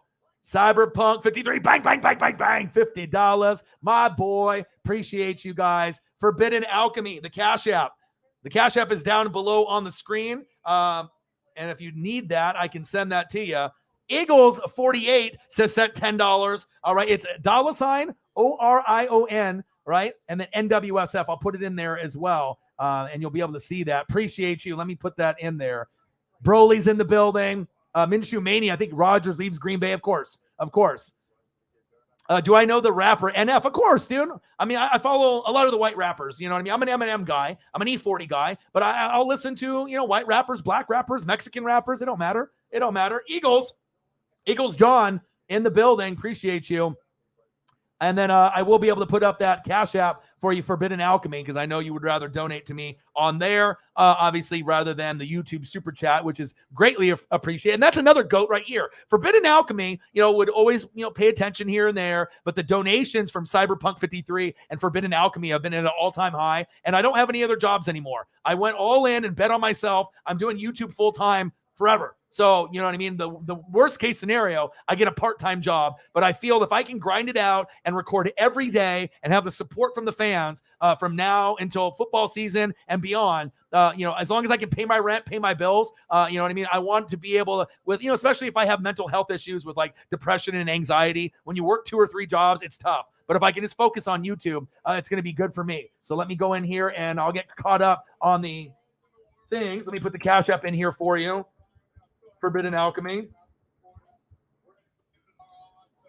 All right, here it is. All right, here's the Cash App. $ ORION NWSF, and obviously Eagles Gone. Appreciate you, my dude. And that's another person that stepped up on the donos as well. I mean, I recognize everyone. I appreciate it, man. Steven, you're my boy. Eagles John. Appreciate you. Bang, bang, bang, bang, bang. Eagles John, $10 on the Cash App, and then maybe a subsequent Forbidden Alchemy donation on the Cash App as well. I appreciate you. Let me go back up, and I want to make sure that I go through these comments because I don't like to leave everyone behind out there. So first we start off with what's a Cash App. I got that for you. Broly's in the building. Minshew Mania. I'll take Minshew on my Bucks. I'll do that. All right. I do know who NF is. Yes, I do. I'll listen to music. I love rap and hip hop. All right. I finally listened to Young Nola, and man, eesh. He sounds kind of similar on every song that he does, but then he has one remix that's hit like 160,000 plays. So anyone that hits over 100,000, you got to give a little bit of love there. That's obviously the best one that he has. And he does spit, you know what I mean? But I think a lot of his music does kind of sound the same. I mean, a lot of people say he has that Nolans, like Louisiana vibe, but the Wiggle It remix has got a fire beat. And obviously he's hit, some good numbers on it. Let me look to see what he's on it. Let me see what Young Nola's at on that Wiggle It. Because I know the Wiggle It he's at 133K on that 2 minutes and 51 seconds on the Wiggle It. So, I mean, a lot of people want to hate on him and whatever. And I had to block him on Instagram and Twitter and all my social media. And he doesn't have any other songs as big as that one as far as a remix. But on that particular one, he spits.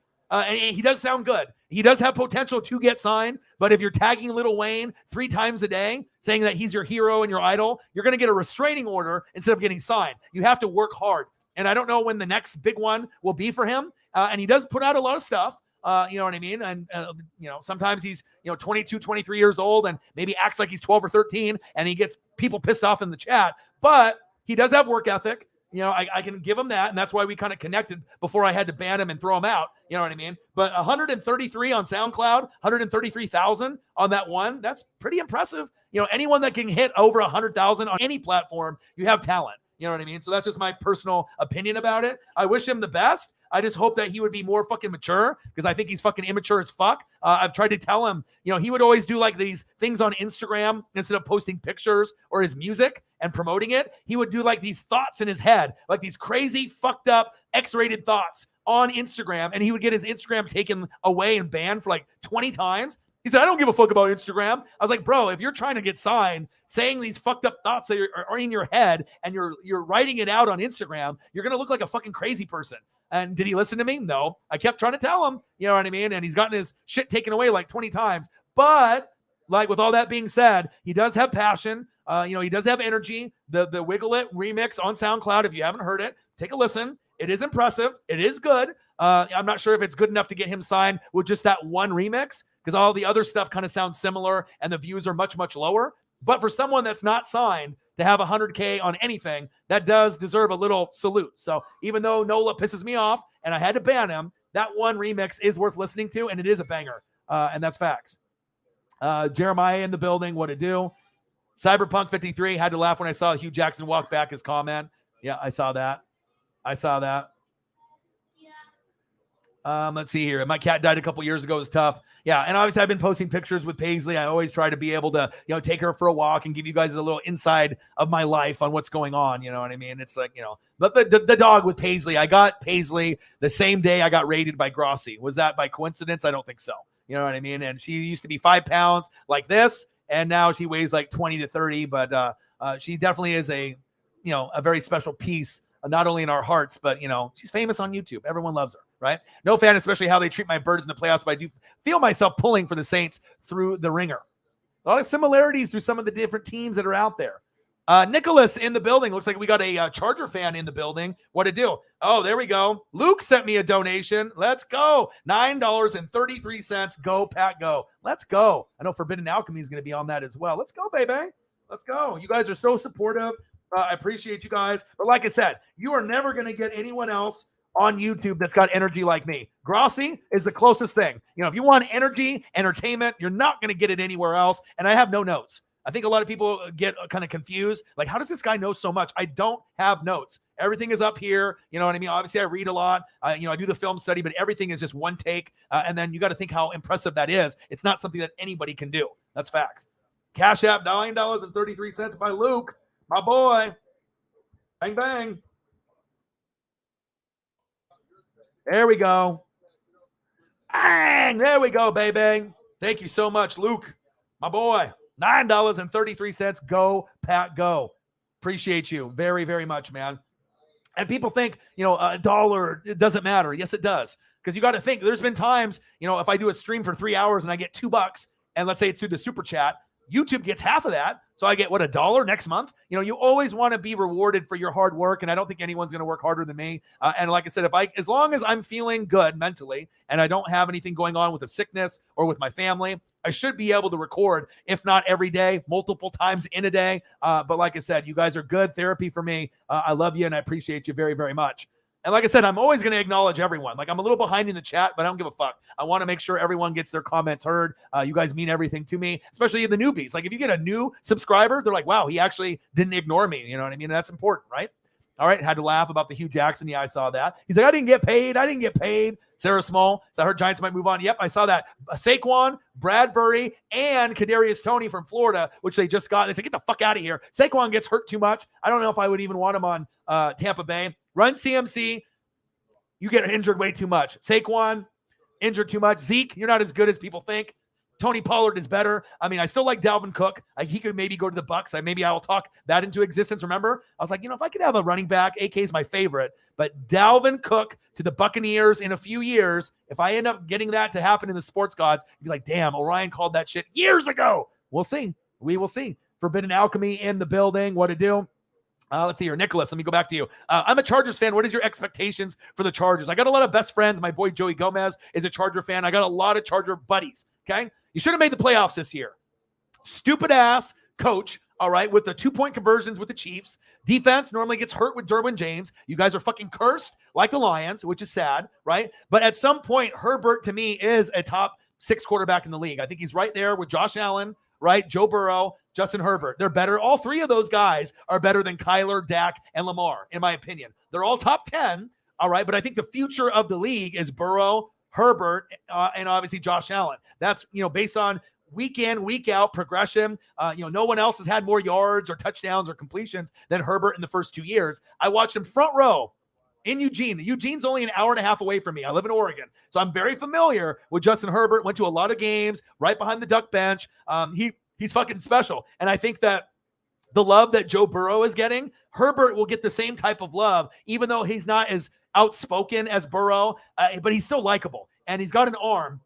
And Herbert's a stud. You know what I mean? Like, I know that if they can actually get the right coach, and then, Austin Eckler, Mike Williams and fucking Keenan Allen, Jared Cook. Like, if you can build the O-line, they got Rashawn Slater in the draft, which was great. Love that. Asante Samuel Jr., that should have been the Saints pick. And they decided to go with Peyton Turner and Paulson Adebo, which is still okay. But, they could have had Asante Samuel Jr., the Saints fans, and Terrace Marshall Jr. from LSU, and things would be better. All right. But who the hell knows football? Do I know what I'm talking about? Yes, I do. Okay. But I do like the Chargers. They should have made the playoffs this year. It was a disappointment. They need to be able to stay healthy, get away from the curse, and eventually you'll see them in an AFC championship game. I like the Bengals sooner than later. I love them. I love their potential, but it's a tough division. Now you got McDaniels with the Raiders. Will Carr be the guy? Who the fuck knows? Rodgers comes to the Broncos. That makes it even tougher. All right, Mahomes is already there with the Chiefs, right? And you got Josh Allen on the Bills, Lamar on the Ravens, Burrow on the Bengals. Like, it's not going to be easy for these AFC quarterbacks. The league is in good hands, but Herbert is a top 6 quarterback, in my opinion.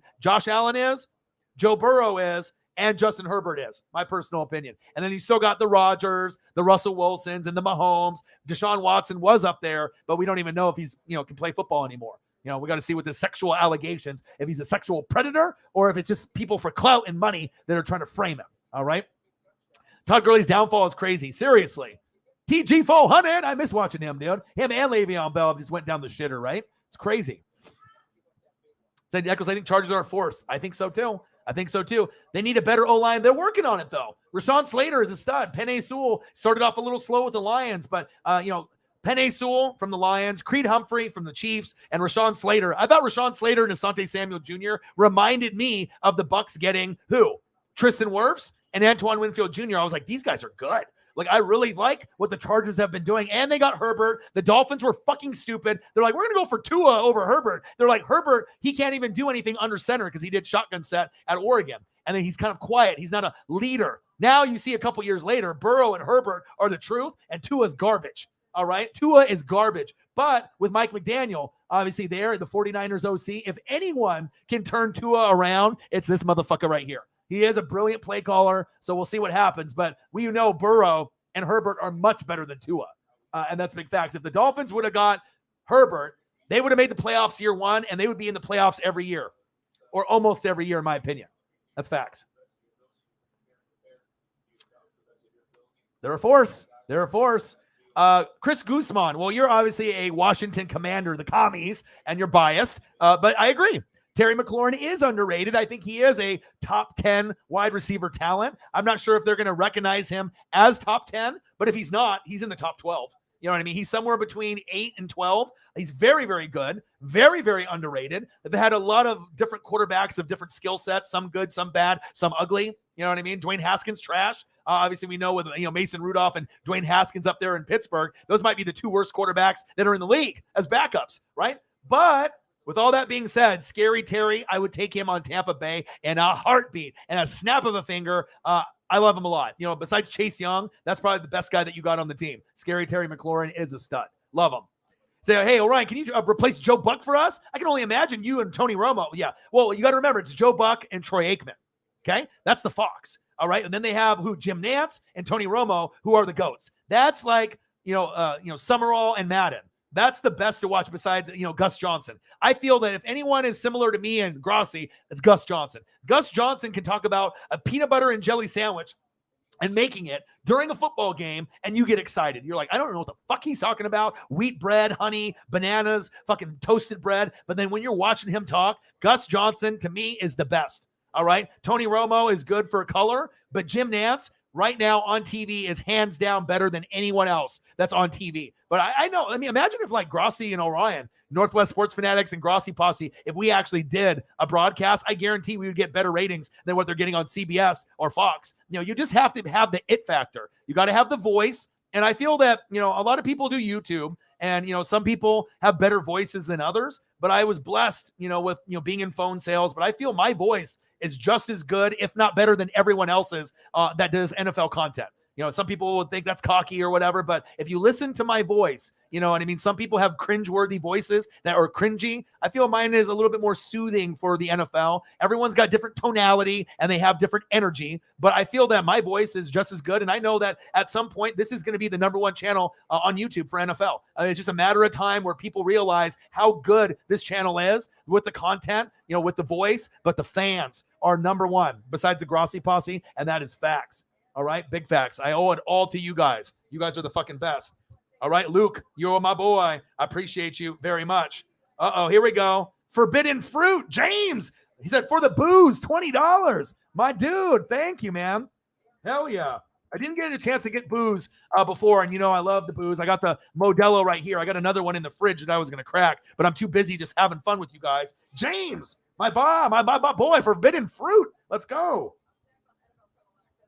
$20 on the Cash App. And Cash App is always preferred.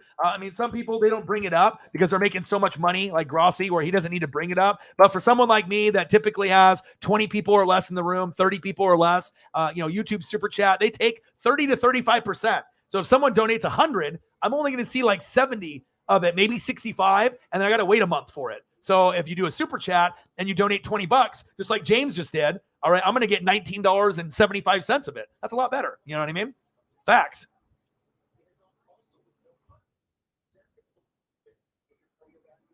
My boy, forbidden fruit, James. Let's go. Let's go, baby. Bang. He said, I forgot I was forbidden fruit. Forbidden alchemy, my boy. I appreciate you. Bang, bang, bang, bang, bang. It's all good, dude. You are always the man taking care of me. Love you guys, and I appreciate you guys very, very much. All right, let's go here. Where are we at here? I'm trying to get caught up with everyone, but I don't want to pass up anyone. All right, obviously we know that Eagles John did the $10 on the Cash App. Thank you so much. Mick's like, damn, I don't even watch sports and I want to donate to this guy. Elliot Evans got his buddy, obviously that works over at, a little Papa Murphy's. They do some crazy ish there. And Mick is a supporter of the channel now. Appreciate you, my dude. Let's go. He said, we at 112. I don't even know what the fuck we're at. The donos are just going in left and right. He said, I'm not hating on Nola, by the way, right? Calvin Griffin, you need extra content. Create your own draft profile for these players and where they would fit. React to highlight videos. I have some issues with OBS right now, though, because I used to use OBS Studio, and I had the brand new scoreboard, from Johnny, and then it was lagging. So then I downloaded OBS Streamlabs, and I couldn't get the text feature to work to change the first quarter and the scoreboard. So I was like, fuck, what am I going to do? So I have to use StreamYard for now. I want to be able to do some of those other things, but I can't really do reaction videos on this platform. I have to use OBS Streamlabs or something else. So I will be able to do other content, but the fans, the fans are number one. You know what I mean? You guys are the best. So pretty much I can, do anything, wrestling, baseball, NBA. We're going to have fans that support me through and through. I love you guys. Appreciate you guys.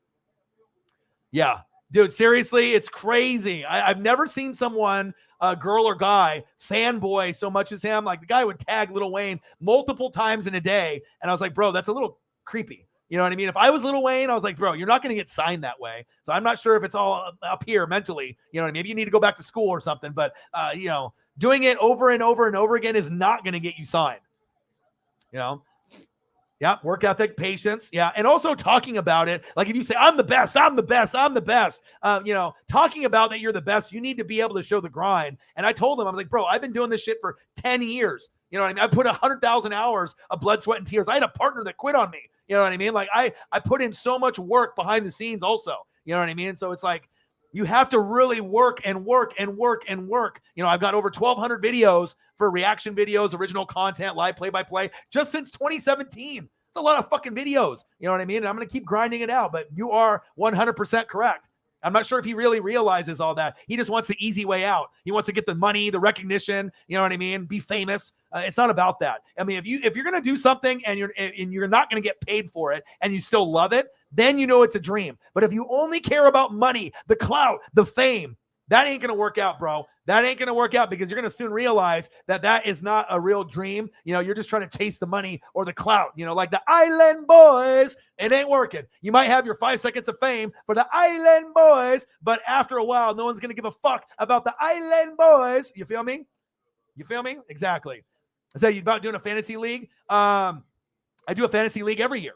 Like I said, we're in our 3rd or 4th year, and I choose 9 people or 8 people. I usually have me, the winner from the year before, and then I end up doing a video and we do a league. So, yeah, if you're interested, let me know, and then I'll see if I can get you in there. I don't know. Sarah Small, what are we on the donos? We're at 89 on the Cash App, and I don't know what we're on the YouTube Super Chat. I know we've gotten a few of them on there as well. Luke, you did. Luke Birch, my boy.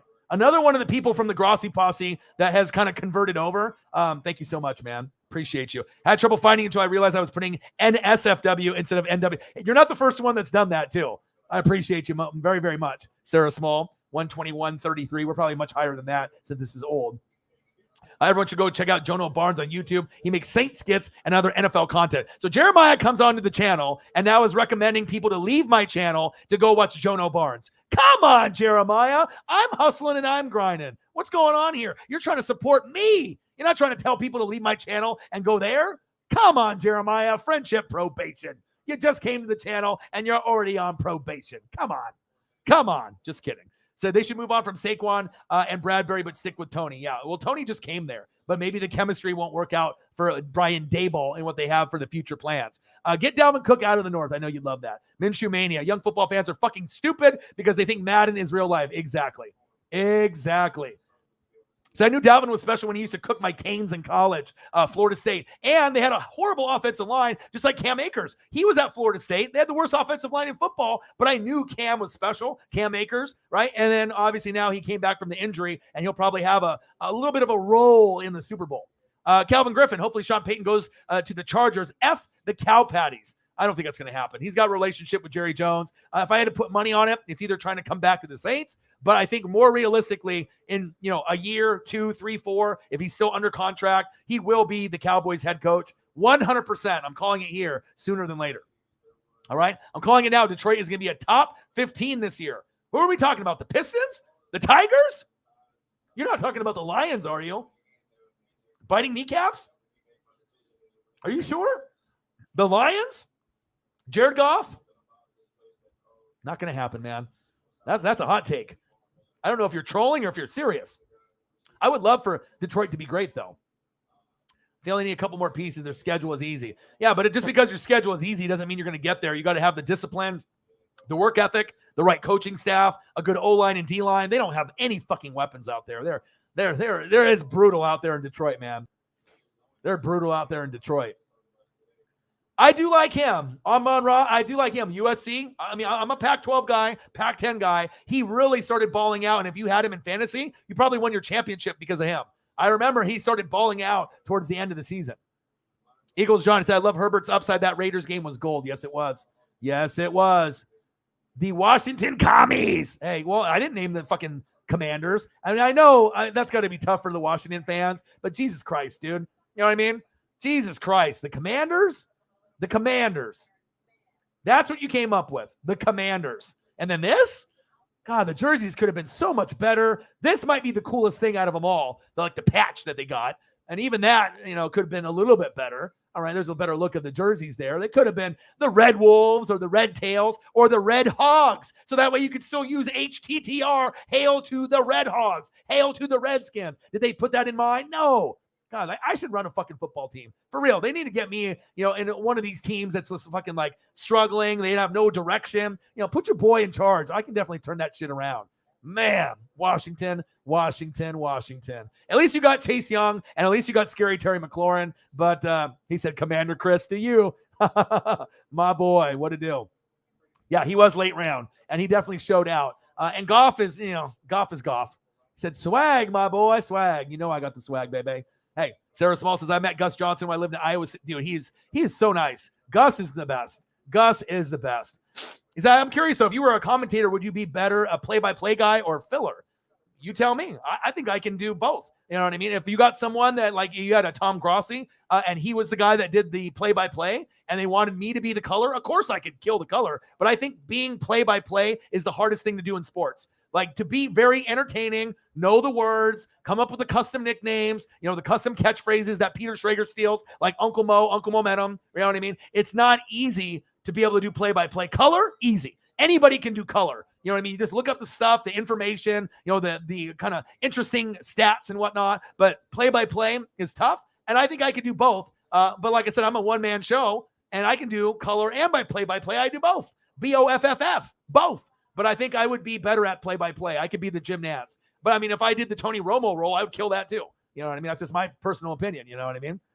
He said, this is the motherfucking best channel. I don't even watch sports, and I love this shit. Mick His Mood is about to donate Bitcoin, fucking his 401k, right? All his Chase bank account. He's about to open up a Wells Fargo account. He's about to just give me all of his money and his assets. And he doesn't even watch sports. He's like, Elliot asked me to sub to the channel. I don't watch sports. This guy is lit. I like him. He drinks beer and he's litty. Elliot, appreciate you bringing your boy over. My boy. He's actually, I forgot I was Forbidden Fruit. Yes, you are. Forbidden Alchemy. Appreciate you. 141.33. Let's go. Bang, bang, bang, bang, bang. $20 for Forbidden Alchemy. Jared Taylor in the building. Assault and battery. It was at supposedly a strip club or nightclub, so I thought it was going to be a female. If you end up reading the news, it was in a elevator with another guy that was supposedly talking shit. Him and his like 5 or 6 boys were in the elevator. They punched him in the face. AK got about 6 or 8 of those to the face, broke this shit right here, orbital bone, knocked him out. And then his buddy started stomping on his face like 15 times. And yeah, and then obviously I assume that he's suing and whatnot, but I don't think he's going to get cut from the Saints. They got Dennis Allen, so it's a little bright side of it. But we'll see what happens with all the logistics and the analytics and all the facts that come out. But that was what he was arrested for, some battery on another guy in an elevator. So I was thinking, oh, fuck, I hope this is not like Kareem Hunt or Ray Rice, and it was like supposedly at a strip club. I was like, oh, did he put a hands on a stripper? If he did, his career is fucking over. But it was another dude in an elevator, so we'll see what it is. And there's some more information out there as well. He said fucking battery, and we ain't talking Duracell, all right? We ain't talking Duracell. We talking battery. Jeremiah in the building. He said he was arrested for being a man. Odin's son in the building. What a deal. How are you, my dude? Said surviving, but okay. Hey, we miss you, man. We miss you. Hey, did you end up doing that racing stream? Panthers fan said that he was going to donate $200 to me to do the NASCAR race after I did the Pro Bowl, the Hug Bowl, right? And he didn't send me money. So if he would have sent me $200 on the Cash App, he offered $200. That wasn't me. He said, I'll give you $200. And I was like, well, you can't give it to me on the Super Chat because then I'll only get like 150, 160 of it, and I won't get it till next month. But if you want me to do something crazy like NASCAR, I was like, if you want to donate $200 on the Cash App, because he said he got paid, and I was like, but he never sent it. So I guess maybe he was lying. You know what I mean? We'll see if Panthers fan comes in at some point. But yeah, if I'm going to do something crazy like that, I mean, I'm probably going to have it be worth my while. If I'm going to be sitting in the chair for 3 hours doing NASCAR, I'm going to have to get at least like $50 to $200, because I don't know if I'm going to get any donations in that stream. You know what I mean? Because I mean, it's going to be all like, I figured like they say rednecks only watch NASCAR. I'm not a redneck. I'll watch Talladega and Daytona, but I probably won't watch the whole thing. I'm a big Dale Earnhardt fan, the Intimidator, Dale Earnhardt Jr., Tony Stewart, Jeff Gordon, Jimmy Johnson. I know the names. I used to watch, but I haven't watched religiously like for about 20 years. I had a boss named Ed O'Neill, like married with children, Al Bundy. And he was my boss, and he loved NASCAR, and he got me into it. And I got a Jeff Gordon autograph card. I got a lot of merch on the NASCAR side, NASCAR McFarland's, and autograph, different things here and there. But he did not end up giving me the money, so I did not do the stream. But I will do NASCAR if I get the appropriate donations to do it. I would do that. Said the only thing Nola is grinding his teeth at night when he's going, me. Oh, shit. Jeremiah, I wish you would. Daytona starts next week. Maybe I will. I mean, if I can get the proper donations in there and I can get a brand new fan base, I can show off some of my merch and memorabilia that I have on the NASCAR side. A lot of people don't know of the other sides of Orion and the NWSF. Like, you probably would think that NASCAR would be the last thing that I would watch, but I was actually really into it, and I'll watch a little of Daytona, Talladega, some of the one, Bristol. Your boy knows I ain't stupid, right? I'll watch a little bit of the beginning, a little bit of the end, but I won't watch a whole race. But back in the day, 20 years ago, I had a Bose surround sound system that I would turn up to like volume 100. And I would have that like in my apartment. I probably pissed everyone off in the building, but I would turn that shit up almost full blast. And I had Bose speakers all around the apartment, and I would just turn it up and watch like Dale Earnhardt Jr. and Tony Stewart and Jimmy Johnson, those guys that were kind of balling out back in the day. Kyle Busch, Kurt Busch. Your boy knows. Your boy knows a little NASCAR. All right. Don. Look at the picture of Don. Who do you want at quarterback this year? Tom Brady's gone. So if I could choose one guy, this guy. How about this guy right here? Dangerous. Russell Wilson. See how quick I do that? All right. I got this guy right here, Devin White. All right. I got this guy, Mike Evans. Who needs to throw him the goddamn football? Dangerous, Mr. Unlimited. That's who I would want. I would take Aaron Rodgers, Gardner Minshew, Kirk Cousins, Carr, anybody but Baker Mayfield. Not him. You know what I mean? And not Jimmy Garoppolo either. Fuck that. And I don't want this guy either. All right? Don't want you. Go play baseball and play esports. Do the video game thing. All right, with FaZe Clan. All right, do that shit. Play baseball. Get the fuck out of the football if you don't love it. All right? Get the fuck out of there. You've unfollowed everything on the Cardinals. So obviously there's a strain on that relationship. What are we at? 140, 133. We can hit 200. We can hit 200. Let's go. Let's go. It sucks. A human can only take so much shit before fighting back. That's facts. And you're an NFL player, but maybe they instigated it. Maybe he was the victim. I mean, we don't really know, right? Lions in 2026. Maybe. I root for them the most. It said leave off the Red Wings. I apologize. But the Red Wings are a little bit more relevant than some of the other teams, but we'll see what the Tigers do. We'll see what the Pistons are booty, but we'll see what the Tigers and the Red Wings do. Okay. Jacksonville is a top 32 team, even though there's only 32 in the league. So the Red Wings will win a cup before the Lions get a bowl. Facts. That's facts. The Red Wolves. I've seen a couple mocks of different people on Twitter that have created them. Those aren't even the best ones. That's just one that I found on the internet when I was just trying to do the show. But that's much better than what they got now. That's much better than what they got now. You know what I mean? But hey, it is what it is. You know what I mean? They could have been the Red Hogs. Red Wolves was stolen, and then they ended up being the Commanders, and the San Antonio Commanders were in the AAF. Remember that league that we used to watch? And then they stole their hashtag and stole the name. So there wasn't a whole lot of names left. But if it was me, I would have did Washington Red Hogs. I think Red Wolves and Red Tails would have been my top two, but Red Hogs would have been the best one. Dumb. What were you thinking, Washington? Now you're just going to be called the commies forever. Sad. Say that 5 times fast. I know, right? Brothers from another mothers. Dan Snyder needs to go. That's facts.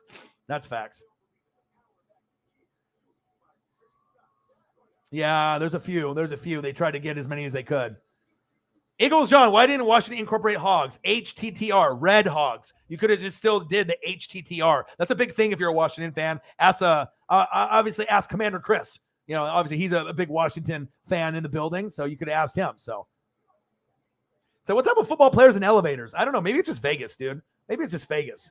Forbidden Alchemy, I'll give you 200 to watch Daytona 500. When is Daytona 500? Yeah, if you give it to me on the Cash App, I will do NASCAR races. I just need to, like I said, normally I wouldn't want to ask for like a big amount, like 50 to 200. But it's like if I do it and I get no donations at all, that's like 3 hours of my time that I could have did another stream and maybe made some funds. But yeah, I mean, if you guys are interested in me doing NASCAR so I can flex my knowledge on the gram and on YouTube of my NASCAR knowledge, get back into it, have some more content, and I could bring up the HD pictures and make it kind of fun, I would be interested in doing that. Yeah, I would rather do NASCAR than NBA, sad to say. I'll do a little NBA. I'll do a little MLB. I'll do AEW. I'll do WWE, World Cup when it comes back. But if you guys want me to do, Daytona, Talladega, Bristol, if you guys want me to do that and I can get enough on the donation side, I will honor that and I will do that. So, and if it ends up being a Cash App donation and then I end up getting that, right before the race or the day of the race, you message me and we end up, talking about it and we do that, then yeah, I will honor that and I will do Daytona 500 and I'll do the whole race. I won't just do a little bit. I'll do the whole thing. I'll sit through the whole thing. Bobby Labonte, yeah, I have a lot of McFarlane figures of the NASCAR because they had a NASCAR series. McFarlane's took over for starting lineups, which I have a bunch that are in the package still. I have Jordan in the package from '88, rookie Jordan, rookie Bird, rookie Magic, rookie Barkley. I got McFarlane's. I got Chase McFarlane's of like Ken Griffey Jr. that's worth 150, 200. I got a Jerry Rice Niners Chase figure worth like 200, 250. So I got them, but I got some NASCAR ones. I got a lot of Dale Earnhardt and Dale Earnhardt Jr. I think those are the ones that I have the most of, and I enjoyed collecting them about 20 years ago. He said, come on, fam, do some Olympics. I'm snowboarding or something. Yeah, I mean, if I get the proper donations, I will. Because like I said, if I'm going to do something that's a little off the wall, like the Olympics, I have to make sure that I'm going to have actually people watching and donating. Because, time is money. And, obviously I want to make sure that it's not just like 3 people are interested, but if I get enough on the donation side, I'll do pretty much whatever. You know what I mean? If I get enough on the donation side and you guys are interested, like the Daytona 500, I will do it. When is Daytona 500? Let me know. And I used to love watching it back in the day. Joey Logano, I watched him when he was, obviously in the lower tier, because how they had like the different tiers, of the NASCAR before you got to like the Cup. Because I remember when it used to be Winston Cup with the cigarettes, you know what I mean? And it went up and you had like the lower, division, and then with like the lower racers, and then they had the one on Sunday, which was like, the Winston Cup, and obviously they have different names for it. You guys would know. And obviously Joey Logano, I know who he is. Talladega is my favorite track, but I love they incorporated a lot more road courses, right? Bristol. I like Talladega and Daytona 500. You know what I mean? Those are big. Those are the ones that my boss, Ed, would always talk about. So I obviously, took a liking. If someone likes something and have passion for it, it's going to make me want to be like, oh, okay, let me try it out. And then I'll figure it out. He said, Rich Bashasha. Bashasha. Oh, my dude. Said Tigers are going to be good this year. Fringe playoff team. I agree. They're starting to get a little bit better as the time goes on. The Cobra Commanders, just like my favorite cartoon, G.I. Joe, the real American hero. I love me some G.I. Joe, Transformers, 84, G.I. Joe, 84, 85, and Ninja Turtles, and the 87, 88. Those are 3 by far the best. I mean, you got Batman and X-Men that were in the 90s, but my favorite 3 cartoons, old ones, were G.I. Joe, the real American hero, Transformers, all right, as well as Ninja Turtles. The original Ninja Turtles cartoon was fire. That's facts. Commanders is terrible.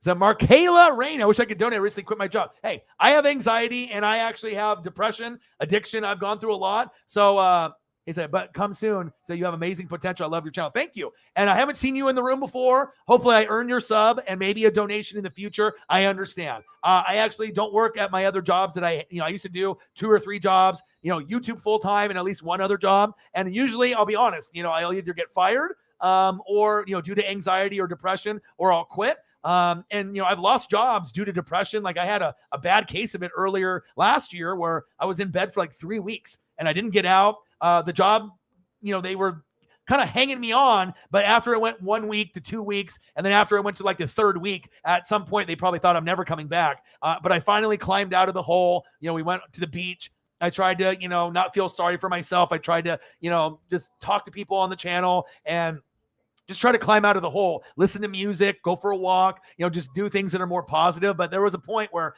all I did for 3 weeks was sleep, because I thought being in like the Matrix dream world would be better than being in real life. I was sad as fuck. I just went to go take a piss and shit, eat food, go back to bed. And that's pretty much it. Repeat, eat, sleep, go to the bathroom, repeat. I mean, you know what I mean? It's like, it wasn't good at all. But then I fought back and I had a great supporting, system. And Every once in a while I'll go through like a mode of depression or anxiety, but I feel with this channel, people that love me and donate heavy to me, it's not only that I know sports, is that I'm a real motherfucker. I am real as it gets, you know what I mean? And if you can talk about shit like that, like getting fired or, having anxiety or depression, I think a lot of people are not real. They only want subs, views, money. And I think that's why people can connect with me rather than a lot of the fakes that are out there. But this means a lot to me. I hope the anxiety gets better and come back. And if you have issues or problems, people will open up to you with open arms. And we really have a strong family unit here. We are the Fanatic family. If you look at the bottom right-hand corner, that's what we are. So if you have any type of issues you want to talk about, if you feel comfortable enough talking about it, this is a place where you will not get roasted or made fun of. We have a lot of caring, loving individuals that are from all over the world, from Scotland to LA to the Bay, all the way to New York and everywhere in between. I love you and I appreciate you. Thank you so much for coming around. I haven't seen you before, but I will remember that name, Markayla. That's a very unique original name like mine, Orion, Orion. We have definitely unusual names. So I will remember you in the future, and hopefully I can earn a sub if you haven't subbed yet. And hopefully maybe I can earn a dono from you one day. Appreciate you and I love you. And things will get better. Everything gets better in time. You know what I mean? People lose family members. We had a fan on here that lost her sister to OD, and I sent her money to go get like a jersey, socks, flip-flops, some Eagles stuff because she's a big Eagles fan. And then what did she do? Me and Prayer Man 2009 sent her money. Calm down, Paisley. All right, we sent her money, and then she ended up buying her mom, who was a longtime Bengals fan. She sent her the money to her mom. So she's so selfless that she lost her sister that she didn't even buy stuff for herself after her sister died. I hear you. I hear you. Woo, woo, woo, woo. I hear you. My dog is in here now. I'll have to put her on the screen. Come here. But after that, I sent her some more money, and then she ended up buying something. Come here. Come here. Don't run away if you want to come here. Come on. Come here. Come here. Come here. No. Come here. Woo, woo, woo, woo. Come here.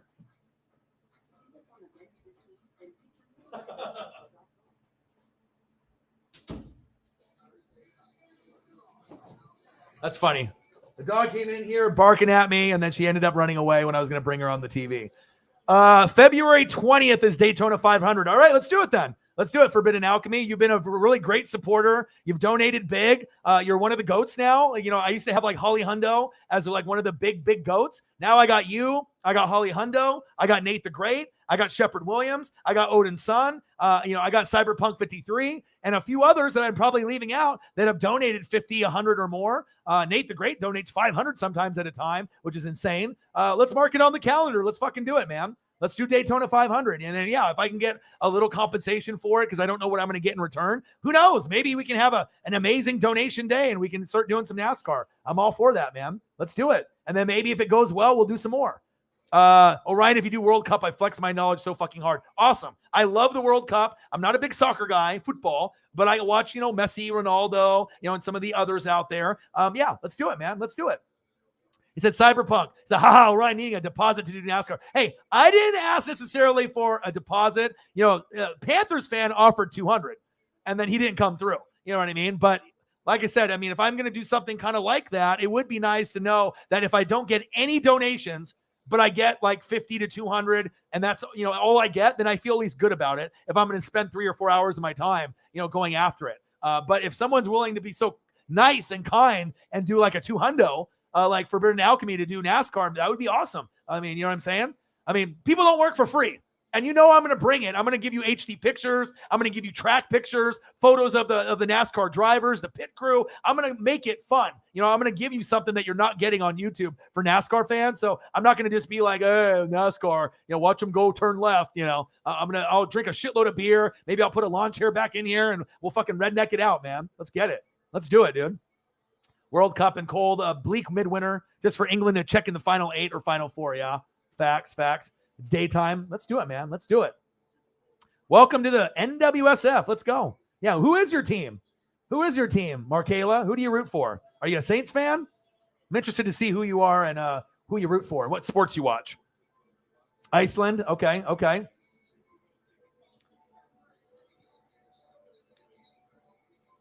Okay, Mick Ismoot's got the soccer knowledge. I love it. I love it. I did see that Logano. I did see that.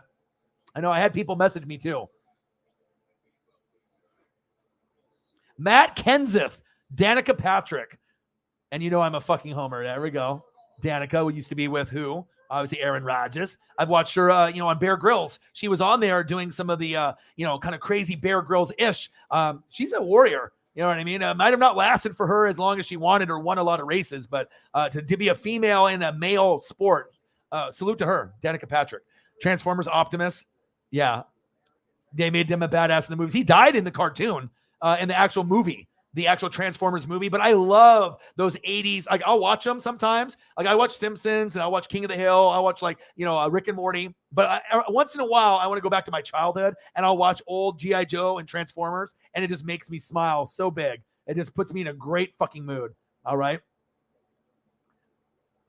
I don't know what's going on here talking about the nut zone and the cum zone. All right. I don't know what's going on there, but YouTube GM and Mick is mood and Elliot, I don't know what's going on in there. So the Athletics will make the playoffs this year. Well, yeah, they're going to make the playoffs this year if they got this motherfucker.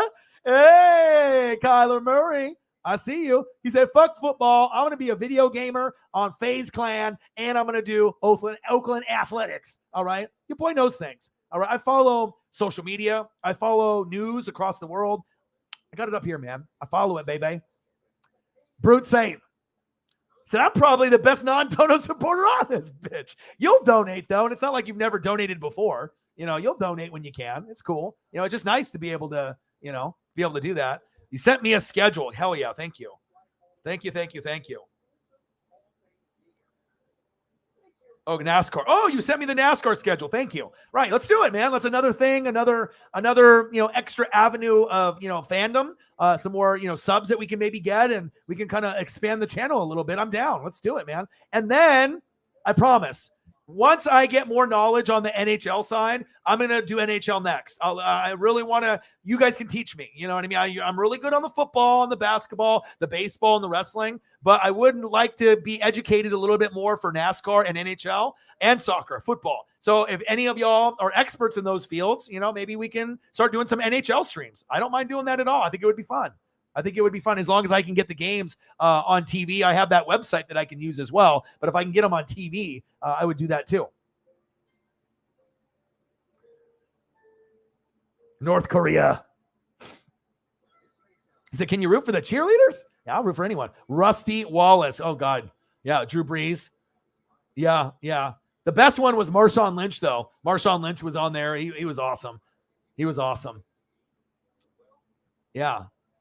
God, you're bringing back names that I used to watch like 20 years ago. Wow, that's crazy. Hockey's just fast. Yeah, I mean, I would go to Winterhawks games when they would beat up on Seattle and they would fist fight. I haven't seen the Kraken just yet, but I do enjoy hockey. I mean, I'll watch Ovechkin, Crosby, some of the greats. I used to watch Mario Lemieux, Brett Hull, Patrick Waugh. I used to watch, fucking Gretzky. I used to watch a lot when I used to play the NHL games on Genesis, Nintendo, Super Nintendo, PlayStation, 64. But then I just kind of got out of it. You know what I mean? It wasn't really like I didn't like it. It's just like I had more other priorities that were out there. He said, cricket knowledge. All right. Yeah, and I'll have to show you guys that Jeff Gordon autograph. Yeah, Steve. Yiza, man. Yiza. Yeah, I used to watch him as well. And then Chris Chelios. See, I don't even know how I remember some of the names. Ray Borg, and some of those like other names. Jaromir Jagr. Like, how do I remember? Because I played those fucking games on NHL 2000, 2002, NHL 94, 95 on Genesis. I played that bitch heavy. All right, FIFA, NHL, NBA Live, 2K, Madden, college football, NCAA. It's really funny.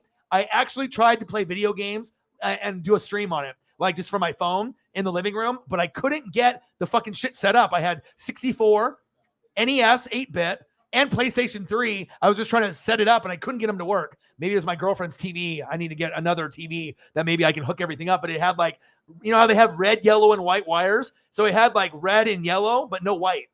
it had like green and blue. So I need to like look under the TV and see what are those other colors that I can plug it into. But I couldn't get any of the fucking shit to work. And I was pissed. I was like, I fucking took some gummies. I was stoned. I was like, I want to play video games. I haven't played in like ages. And I have all these cool games, Jordan versus Bird, Quarterback Club 98. I got GoldenEye. I got fucking WrestleMania 2000, No Mercy on 64. I got fucking Super Mario Brothers. I got Tecmo Bowl, Super Tecmo Bowl on the NES. I got fucking Blades of Steel.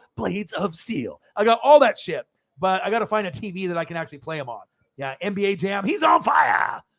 Yeah, that and obviously NFL Blitz. Love those. It took you 2 hours. I know. There was a lot today, right? It took me 2 hours to get caught up. I'm finally here. Facts. I didn't even get a drink of beer yet. Let me go get the fucking beer out of the fridge. Love you guys. Let me go get a beer real quick.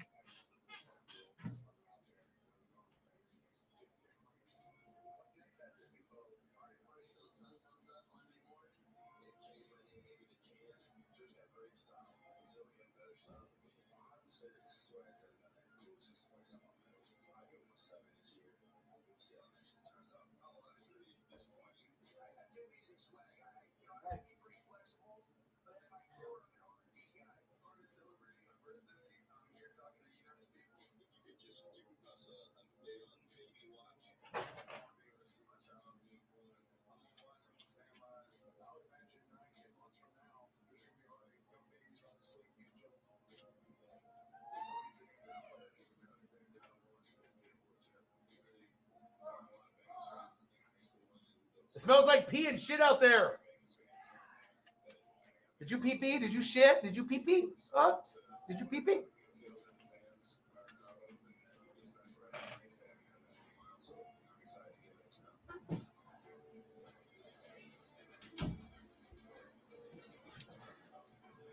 Today's show sponsored by Modelo. It only took me fucking 2 hours to get caught up, but we had a lot of great shit going on. Let me crack the beer. Stone Cold Steve Austin. Yeah.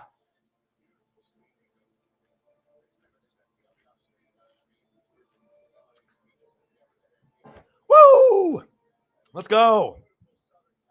Let's go.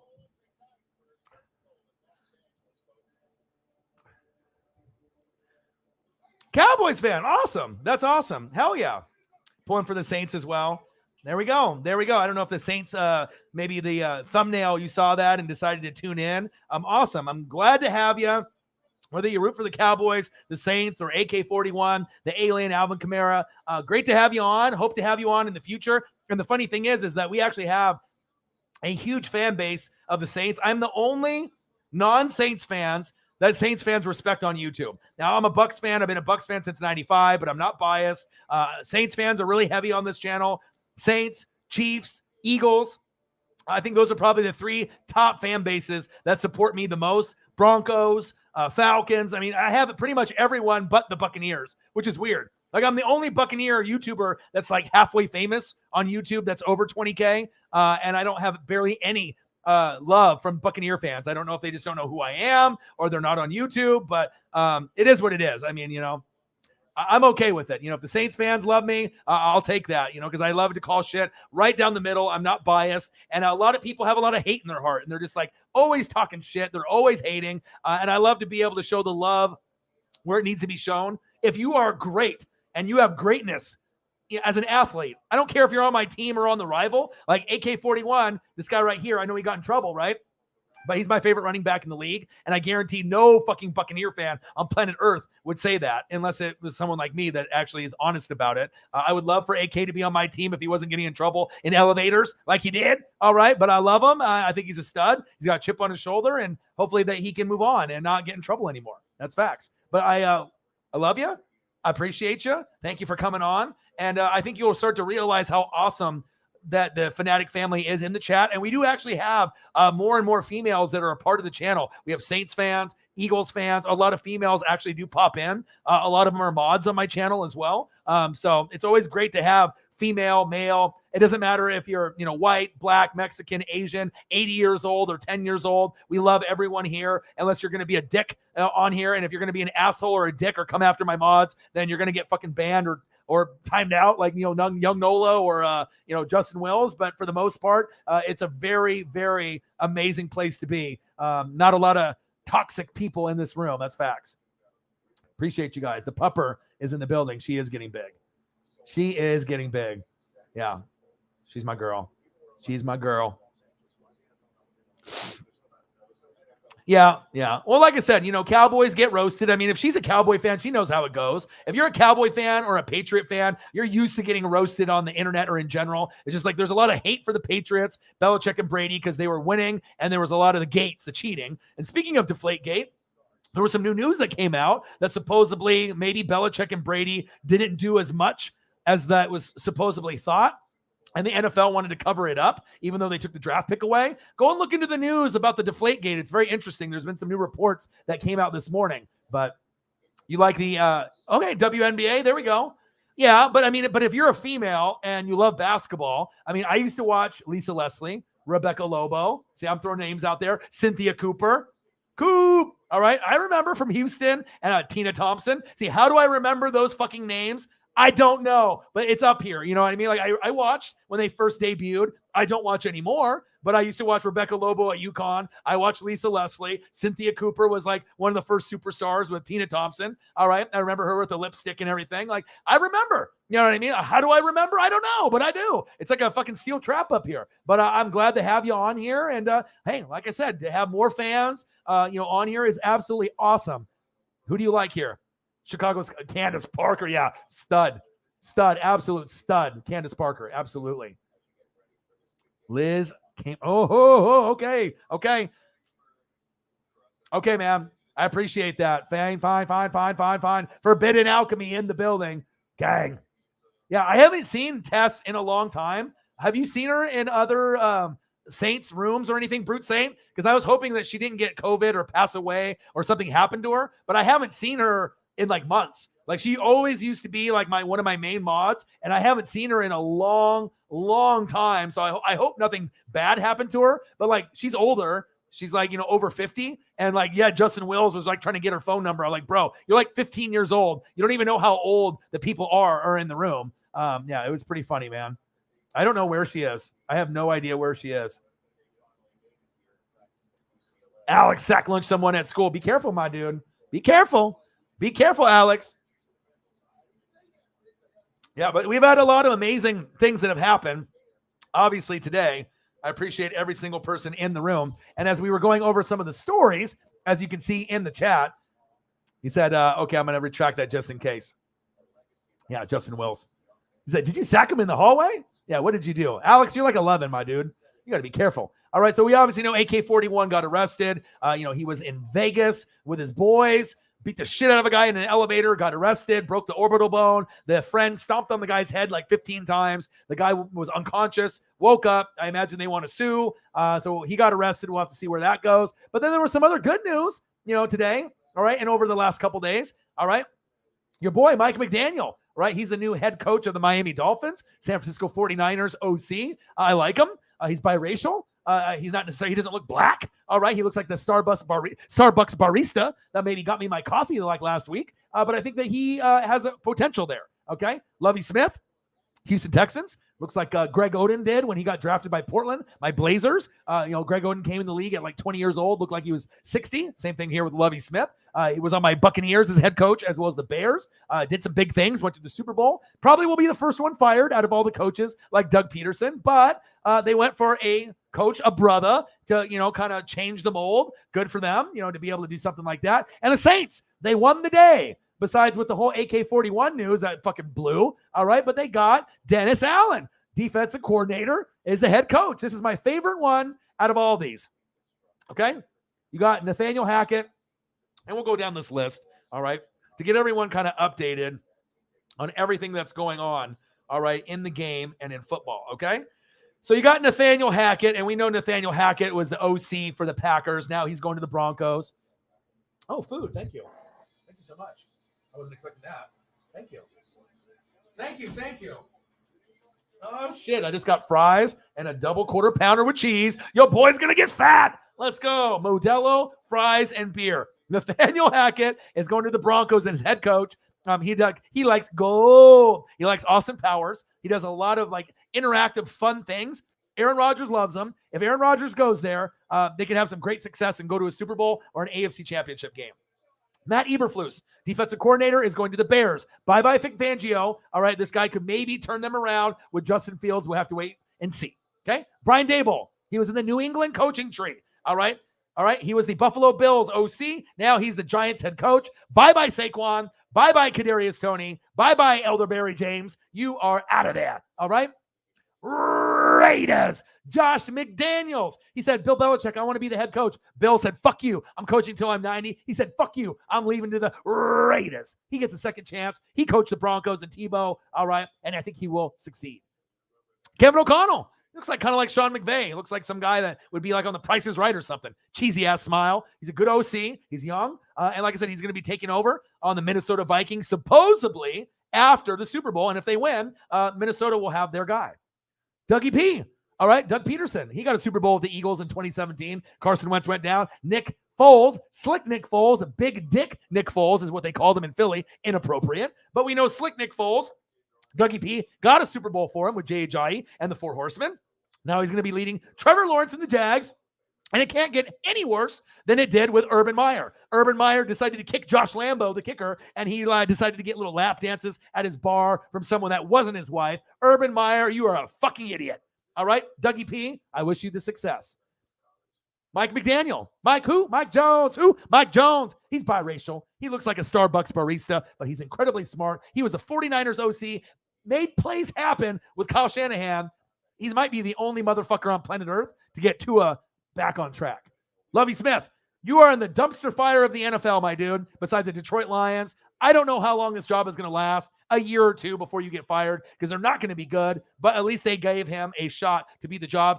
Brian Flores would have been the better choice, but since you decided to sue the NFL, they're not going to pick him, and he might not coach ever again. And the best one of them all, this guy. I'm a Bucs fan, but I'm not stupid.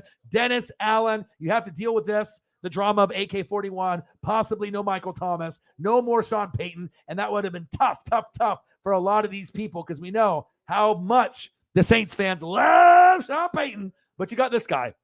Top 5 defensive coordinator. I would probably say top 3. I love Todd Bowles on my team as well. I would take this motherfucker on my team in a heartbeat. Dennis Allen, you are the new coach of the New Orleans Saints. Kyler Murray, he said, fuck you, Cardinals. No more Instagram. I'm taking everything off. I talked about this about a day ago, and now it's coming into fruition.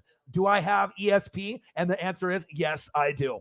Okay? And Rich Bashasha, all right? He was with the Buccaneers and the Raiders and special teams. Now he's going to be the special teams coach for the Packers. So Tom Grossi applauds and nods in approval. Grossi Posse, Rich Bashasha is the new special teams coach of the Packers. So that's just a little update as I have some food here, a little quarter pounder with cheese, all kinds of comments and whatnot.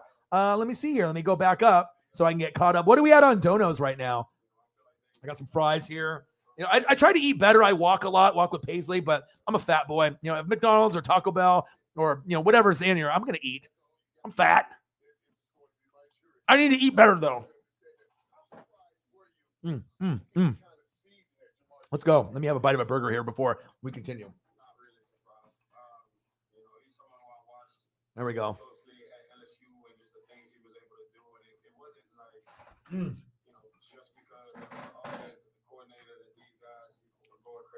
I like Five Guys. I like Carl's Jr. I like Jack in the Box.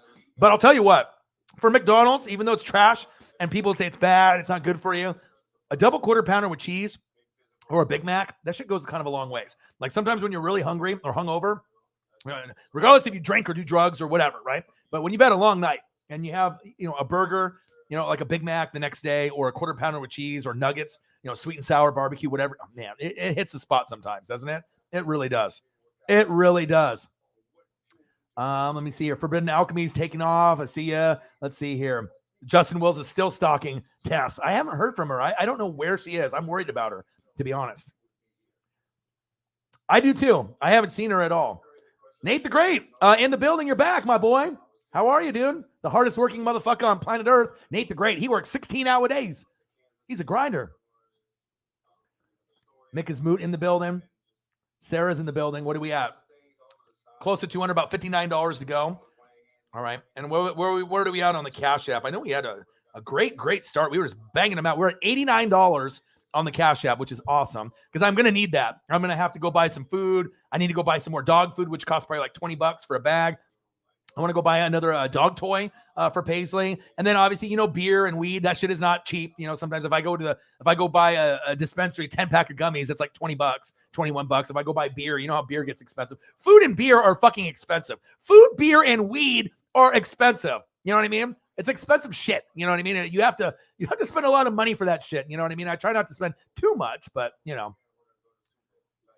Markayla Rainey, I love your photo. You know what I mean? Like the representation that we have, on the channel for the Saints, Cowboys. Like I said, I really am excited to be able to have you on here.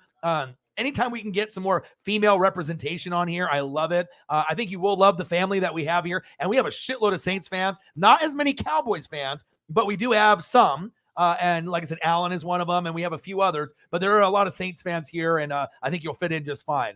Markayla Rainey in the building. Great to have you. Love you. Appreciate you very much. We're going to open you with open arms. That's what we do here. And just if you don't know about me, I've been grinding on this for 10 years. 10 years. This is my 6th year on YouTube. We're at like 3.4, 3.5 million views. Hit 20K. I'm still nowhere near where I need to be. EA Sports and Madden steals my material. I made up Sack Lunch. They put it in the video game. I made up Uncle Momentum. Peter Schrager on Good Morning Football stole that from me on Monday and act like it was his, that he made it up. So, I mean, people watch me. Pat McAfee Show, EA Sports, Good Morning Football. I might only be at 20,000 subscribers, but I think I have one of the more popular YouTube shows as far as NFL is concerned. We are linked with Grossi Posse as well, who is probably the number one, as far as live play-by-play and reaction. And we're going to end up doing a collab when the Packers and Bucks play next year, which I'm very excited about that. And we got an amazing fan base here. Amazing, amazing fan base. Let's go, baby. I'm glad for the new coach for the Broncos, Nathaniel Hackett. Flex on the gram, baby. Let's go. Let's go. All right, I'm trying to scroll down here while I can eat some fries and some food and then slam some beers. William Hance, a new name. NFL better try to keep that Kamara video away from the public because the way it sounds, people were stomping on an unconscious man. They did. His friend stomped on the guy's head like 15 times. That's what was in the report from Ian Rappaport, Rap Sheet, So we'll see, but I hope that wasn't necessarily AK-41, but I know AK-41 broke his face. Broke his orbital bone and punched him in the face like 6 to 8 times, but it's going to get leaked. It's going to get out. But on the flip side, at least it wasn't towards a female. I thought it was going to be towards a stripper, because they said it was at a strip club or at a club. I was like, oh, God, he got handsy and drunk and high. He was on Molly or cocaine or he was drunk, and then he decided to get handsy with a stripper and then like knocked her out. I was like, oh, God, Ray Rice all over again. And then I found out this morning that it was just a dude in an elevator, which is still not good because you don't want to kill somebody or like stomp on someone. But you know how people are. People are ruthless. When people get in fights, curb stomping, kicking to the head, punching in the nutsack. Like, people get fucking crazy. Like sometimes they would try to almost kill you out there. Like, if you don't have someone step in, people are going to lose teeth, break their fucking orbital bones, arms broken, wallets stolen. I mean, we've seen a lot of racism. And we've seen a lot of bullshit over the last couple of years, George Floyd and everything else, which is really fucked up. That's why there's a lot of issues with like police, and then obviously the race issue, black, white, Mexican, Asian. But here we can come together, as a whole, where it doesn't matter what race you are or how old you are. We come together and we love each other and we just love sports or wrestling or whatever it is. But it is sad on how things kind of escalate. But when you get in a fight, if you've ever gotten in one, things can get fucking, the emotions get high. But stomping on someone's fucking head when they're unconscious is not okay, but it is what it is. Shit like that happens. We can't act like that shit doesn't happen. But like 6 people against one, I mean, come on, dude. Come on, AK-41, be better, dude. You're in the NFL. You're probably paying for all your boys. You know what I mean? You're probably paying for their rent. They probably live with you. You're probably buying them drugs and booze and, you know what I mean? Like, they always have that one guy that made it, and then they take care of all their boys. You know what I mean? That's how it typically goes. Push and P, my boy. I've looked at a Saints Discord server where she types pretty regularly. November 15th. Oh, my. I hope she's okay. Because I know she's up in age. I think she was somewhere in that, like, 40 to 70 range. I know she was over 50. You know what I mean? And stuff. And that's why I thought it was funny that Justin Wills, was, always trying to hit on her and get her number. I was like, bro, you're 10 to 15 years old, and you're hitting on someone that's, like, 50. You know what I mean? But, yeah, I haven't seen her since, like, October, November. And I have not heard from her. So prayers up for Tess, Giga Tess, is if anyone sees her or lets her know, let's find her. I mean, I don't know what happened to her. And I don't know her real name. I mean, besides like Tess, I don't know her last name. I assume she lives in Nowlands. Big Saints fan, but I have not heard from her in quite some time. And I always think about those type of people too. Appreciate you guys very, very much. Gang.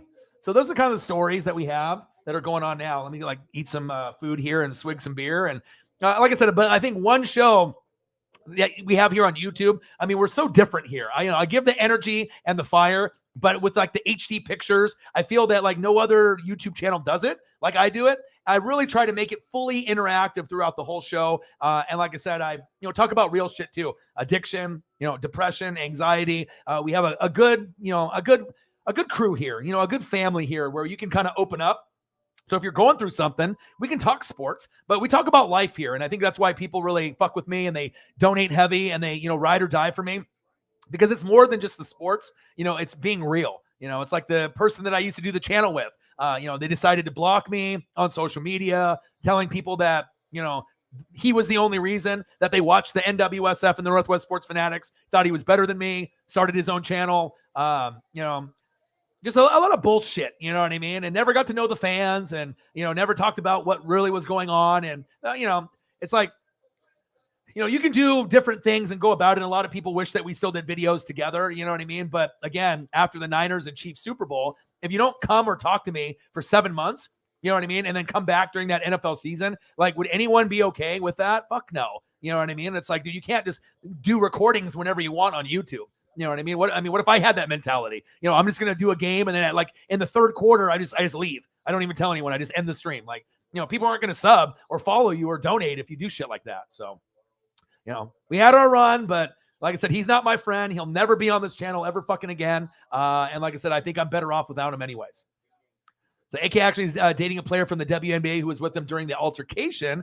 Her name is Tia Cooper. She's playing for the Sparks. Hopefully everything works out for them. They're super cute. See, that's one thing I didn't know. Now I just learned something new about one of my favorite players in the NFL, Markayla Rainey, bringing the knowledge from the WNBA, which she loves, and some AK-41. Salute. See, that's the type of shit that I fucking like. You've got someone brand new coming to the channel, bringing some sweet information so I can learn a little bit more. Salute to you, Markayla. I need to do like a donation to you. Hell yeah, I like that. I don't know who that is because I don't watch WNBA like I used to, but I love information. That's all I do. I read all the time and I watch film and I cover all 32 teams, no bias. I do college football. I do AEW. I do WWE, a little NBA, a little fucking MLB. Apparently I'm going to be doing some NASCAR in a little bit as well. But yeah, I love that extra knowledge. Appreciate that very, very much. Would it be okay to do a promo for you and drop it on their channel? Yeah. I mean, if anyone wants to fucking support me, that's great. I mean, I used to be the one that did everything. You know what I mean? I used to be the one that, I'm still the one that does everything. I have to do the thumbnail. I'm the one that does the prepping. I'm the one that does, all the graphics, the editing. Like I was like a one-man team, even though there was two of us back in the day. It was pretty much me. But now, we got YouTube GM as a stats and analytics guy. We got Sarah Small who does the donations and, helps me with that. So it's like we have members of the team and we're starting to grow. And it feels good, to have a team instead of me just alone, trying to grind it out. But yeah, that would be completely fine. Uh-oh, Jackson Mahomes. What did Jackson Mahomes do again, Cyberpunk? Let me know. Uh-oh. Kitty goes meow 34, Rams 30. My girlfriend has a bet with her work and was asking me. I said, well, if you're going to bet, Rams would be the safe bet. You know what I mean? But I'm hoping the Bengals win 30-27. You know what I mean? With, obviously Evan McPherson kicking the game-winning field goal. That's what I would like. But, I mean, realistically, the Rams are probably going to win the Super Bowl, whether we like it or not. Cheryl Miller, the GOAT. Reggie Miller's sister. See, I know some of the old school people. We need a Mahomes reality TV show. You know what? That shit might end up happening. I mean, obviously, Brittany, the wife, she's kind of a little extra, with her screaming and whatnot. Jackson Mahomes is a fucking troll. You know what I mean? It seems like he's really jelly about his brother Patrick and getting all the love out there. I kind of feel bad for Pat. I know he loves Brittany. I know he loves his wife, but she's a little too extra for me. This is screaming and like, you know what I mean? Like a little bit too much for clout and on camera. You know what I mean? Like it's one thing to support your husband in the Chiefs, but she seems a little bit extra. Like Travis Kelce's wife, you know what I mean? And obviously Travis Kelce, he dates white women, black women, and obviously his wife or girlfriend is African-American. And I've seen that they're really good friends with Travis Kelce's wife and Patrick Mahomes' wife. But you never see Travis Kelce's girlfriend or wife acting a fool. You know what I mean? It's like Brittany is just so fucking out there. You know what I mean? Like whenever I hear her scream, I almost have to just like fucking cut that shit off. You know, it's like I can't handle that shit. I cannot handle that shit. And Jackson Mahomes is fucking weirdo too. That motherfucker is a weirdo too. It's like they just doing TikTok shit all the time. You know what I mean? Yeah, no kidding. Hall of Fame. Yeah, dude, definitely. We can meet up. Imagine if the Saints and Seahawks play. Then we can meet up and we can go to Seattle, you know, and we can end up watching a game. That would be dope, man. Absolutely. Quick Google search has a video of him trying to kiss a girl on the mouth at a mall, and she pushes. Wow. He's like, I'm Jackson Mahomes. You know my brother Pat, so I'm entitled to get a kiss. Wow, dude, what a loser, dude. Seriously, you know, you get these guys that that they're not in touch with reality. You know, it's like you got Pat with all this money. You know, it's like he probably kicks down his brother, millions of dollars. You know, and he probably has plenty of money to play around with. You know what I mean? Because he's in that family. Sad, you know what I mean? Like, earn your own money, my dude. That's sad, sad, sad. He needs to get away from that situation ASAP. Seriously. Here, let me eat a little bite of this burger before it gets cold. I get the pleasure of going last. So I'm just going to reiterate what my teammates said. Man, we love you all. I mean, this is amazing. Right now, this is amazing. All you guys coming out. We appreciate you. We wouldn't be here right now without the support of you all here in the jungle, traveling to wherever the heck we are and wherever we're playing. And right now, we got CJ Uzama on the opening night, Super Bowl stuff. One thing I really like are these white jumpsuits, these hoodies that the players have. I want one. Like every time that they have the Super Bowl, they have the white hoodies. They have like the number and then the logo. Those are fire. I need one of those. I need a Buccaneers one from last season. But these white hoodies that the teams wear during media week for Super Bowl week, they're fire. I haven't seen too many hoodies where I'm like, wow, I need one. But they look really good. They are fire. Yeah. Pat Mahomes should take family advice from Rodgers, who does not talk to his brother. Yeah, so a girl should just give up the poon just because you got a famous brother. Exactly. He probably thinks so. You know what I mean? Seriously. I feel like Brittany and Jackson belong together and Patrick somehow just got it. Seriously, though. But I know I've seen pictures, Mahomes, the Grim Reaper, Showtime, the clone. Patrick has been with her since like junior high. I've seen pictures when she had like braces. So that, I mean, they've been like sweethearts for the longest time, and he's been with her. But yeah, I mean, sometimes that excessive drama, and if you've noticed, since they won the Super Bowl, right? You've seen more of Brittany, you've seen more of Jackson, and you haven't seen the actual Chiefs win.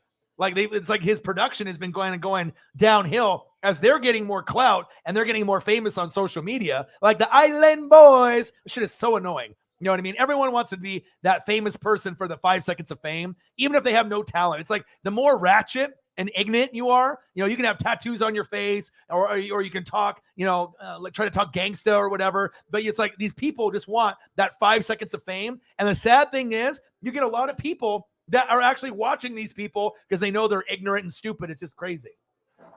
Thank you.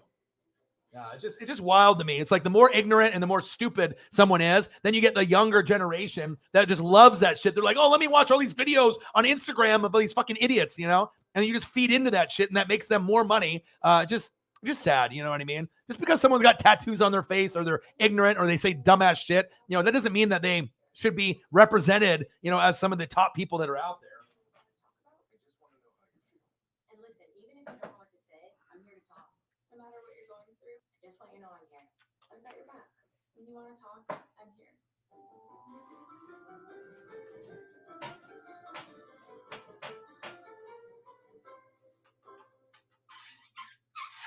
You never know who you will meet at the Pro Football Hall of Fame.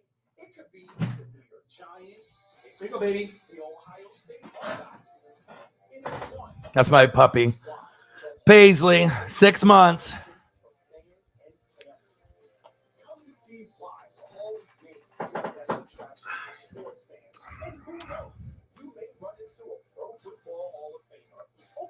Klay Thompson. From 9 a.m. to 5 p.m.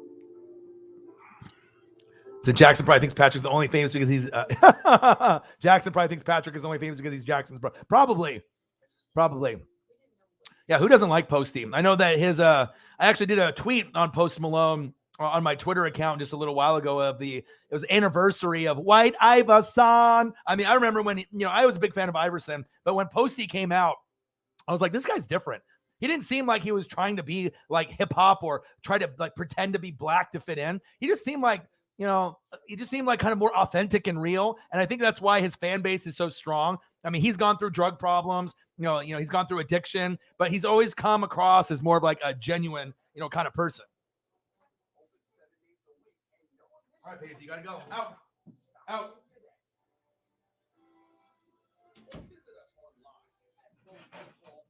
Yeah, but I've always been a fan of Post Malone. I like Posty.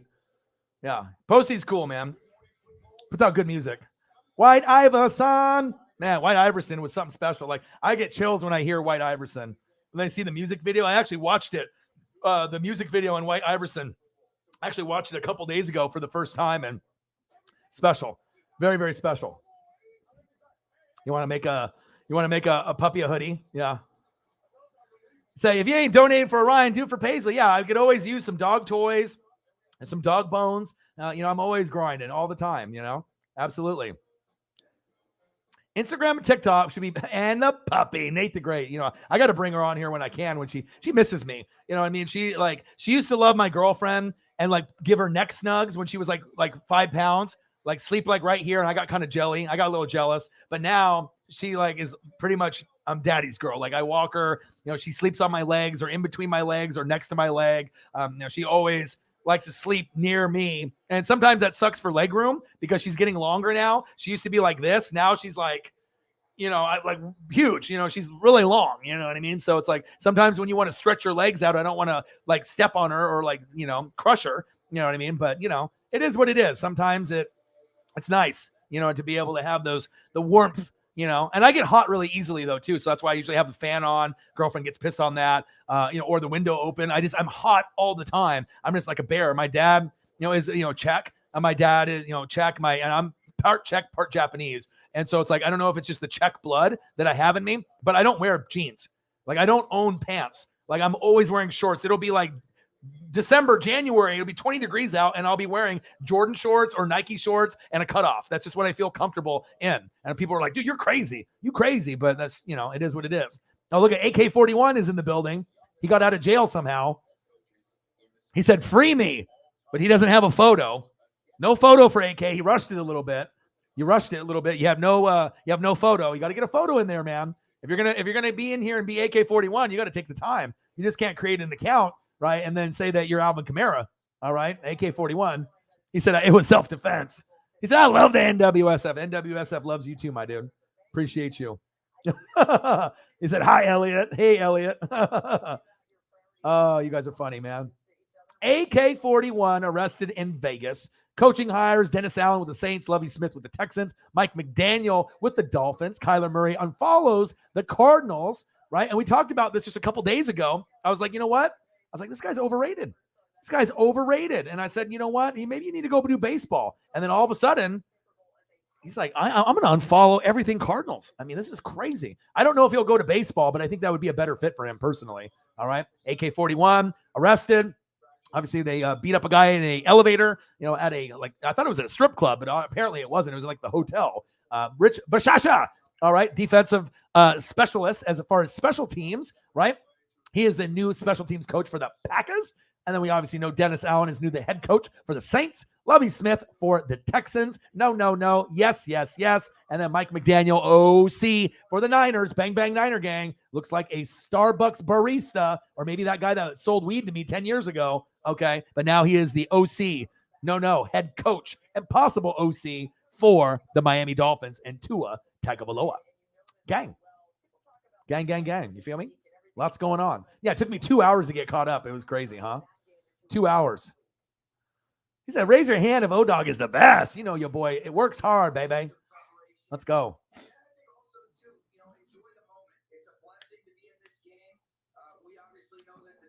Damn, I didn't even realize. Shit, we've been streaming for 2 hours and 32 minutes. Wild. Now Jalen Hurts is the only OU quarterback prospect that has upside. Yeah, definitely not Baker Mayfield. He ain't getting any better. That's facts, right? Kyler might not be playing anymore. I don't know if Tampa Bay would be interested in him. Could you imagine if Kyler went to Green Bay? Or if Kyler went to Tampa Bay? That would be interesting. I mean, you could probably get a little bit further than the Cardinals, but there's just some like technical, things that need to be fixed, like footwork, arm strength, and maybe he doesn't have it up here mentally. Maybe, he just doesn't want to deal with the NFL and the hits on his body. You know what I mean? And he's doing gaming. I mean, he could be a professional gamer and probably make enough money to quit sports. Like he could probably be with FaZe Clan or create his own and be fine. You know what I mean? Like he'll be well off. And then you got money from football. You definitely could do the baseball thing. I'm interested to see where it goes, though.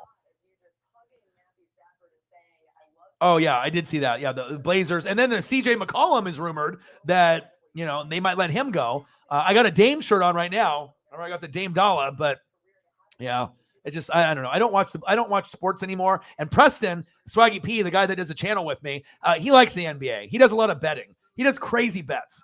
Like, this is like my friend, like, not like Marcus. Like, this is actually a guy that, like, we, appreciate each other, respect each other. We have love, obviously, as friends. We've been friends for a long time. He'll never do me wrong. He'll never do me dirty, and he bets big.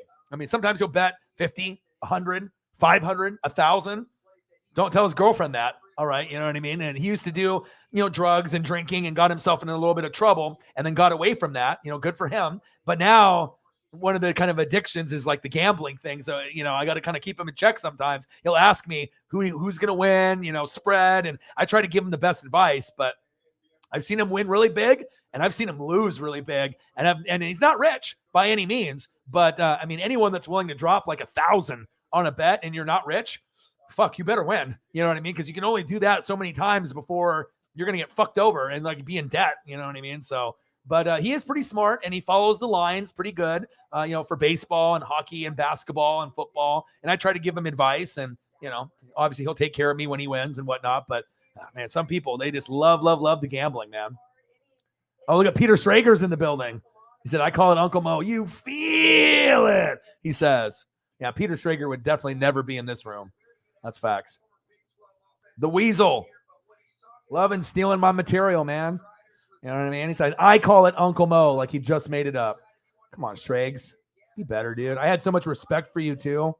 You know what I mean? I love Good Morning Football, but then once you had to steal my material, yeah, that's game over for you, bud. You know what I mean? Game over. Game over. Fucking Schrags.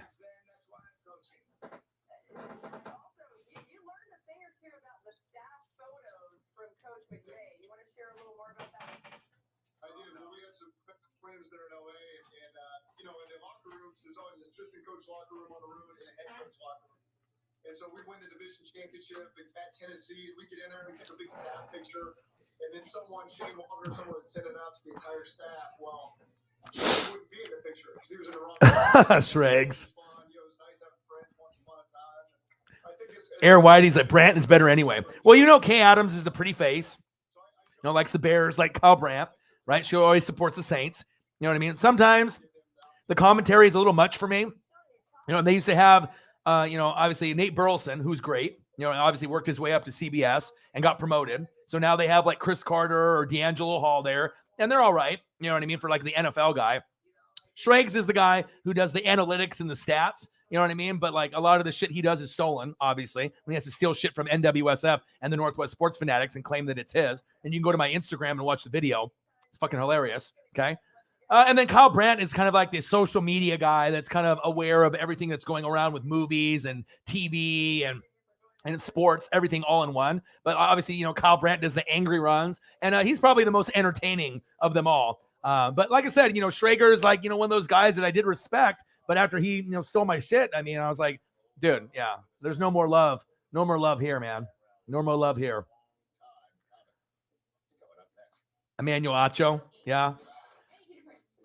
Yeah, sack lunch, yum, yum, yum. That got stolen by Madden and EA Sports as well. So, yeah, it is what it is. Well, fucking hey, man. I've been streaming now for, about, almost 3 hours. Like I said, I planned on trying to stream for about 2 to 2.5. Like I said, for the next I don't know, maybe 8 minutes, until we get to a few more minutes. I got some food here that I need to eat. I need to go to the grocery store, probably get some things for the fam. If there's any last minute questions, donations, whatever, that you want to be able to do to support your boy. If there's anything in there that you want to be able to show a little love with a little dono on Cash App or the YouTube Super Chat, that'd be greatly appreciated. Any last minute questions that you want to talk about what's happened today, you can feel free to fire those off as well. If there's nothing really left, I mean, we pretty much did a great show as it is. It took me a while to get caught up, but I'll throw that out there for the next couple minutes. If there's anything else that you want to ask, I'll be able to let you know. Mick is moot. How much do you make from YouTube ads? Nothing. Everyone thinks you make a lot of money. The only way you make money on the ads is if you're getting like 1 million views on a video. So like literally from like ad revenue, from AdSense, in a whole month, I get probably less than $50 in ad revenue. Like 99% of my revenue is the super chat and the donations on Cash App, Venmo, Facebook app, things like that.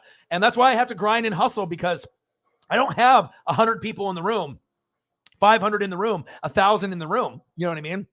So if I have limited people, I always say, I'm going to give you a great show, and I'm going to put in 1,000% effort all the time. But like I said, when you have less than 20 people in the room and you can make $100 to $600, I don't think there's any other YouTube channel that can really do that. You know what I mean? Like, this is one of the only ones that has the love and support, that shows the support for me. And I used to have like one heavy hitter, with the donos. Now I have like 5 or 6 or 7 now. So it feels good that, I don't need to have the heavy hitter in the room all the time. It might be different combinations of heavy hitters or mid-level hitters that help your boy out with the donations, but they help. And I don't have any other job that I'm doing right now. I used to do a full-time job in sales or in, kind of like warehouse work, and then I would do this channel full time. But now I'm all in with the YouTube, and I'm not doing any other job, just because with anxiety and depression, and I'm trying to go all in on myself. But yeah, YouTube ad revenue is garbage until I get to the point where I'm getting like, big views, 50,000, 100,000, 1 million on like a video. That's when you end up starting to stack some money on the ad revenue. But yeah, it's not anything. It's literally been $50 or less on every month on ad revenue for the last couple of years. It's garbage. It's nothing. Absolutely nothing. So is there an NWSF Discord server? So you can do watch-alongs without worrying about being banned or anything. Yeah, I know Twitch has obviously some bans on that, but no, I don't have a Discord server. But if you have something that you can teach me on how to do that, then maybe we can do something like that together. And if I can I get donations on Discord, or is it just something that is like the program that you use to watch? I've heard of it, but I know there's like Twitch for video games and people that do the YouTube and stuff, but I wasn't really familiar with all the ins and outs with Discord, but you can tell me. So Jeremiah says, would you hate it if the Saints signed Todd Gurley to back up Mark? No, that's horrible. Gurley's done. Gurley's like Le'Veon Bell. There's nothing there. The Saints, yeah, no. AK-41 should be good. You got Mark Ingram. All right. But you're going to need to be looking at probably some others in the next couple years, for some younger talent. So love all you guys, and go Broncos. Rodgers, we're waiting for you in Denver. Thanks, man. Well, you know what? I actually hit 20K for the Steelers and Ravens last year. Then I had my partner quit on me, right, and trash me on the internet and whatnot. And then I lost like 300 or 400 subs. Some of his family and friends and his people probably that, didn't think that I could do the job by myself or something, haters, right?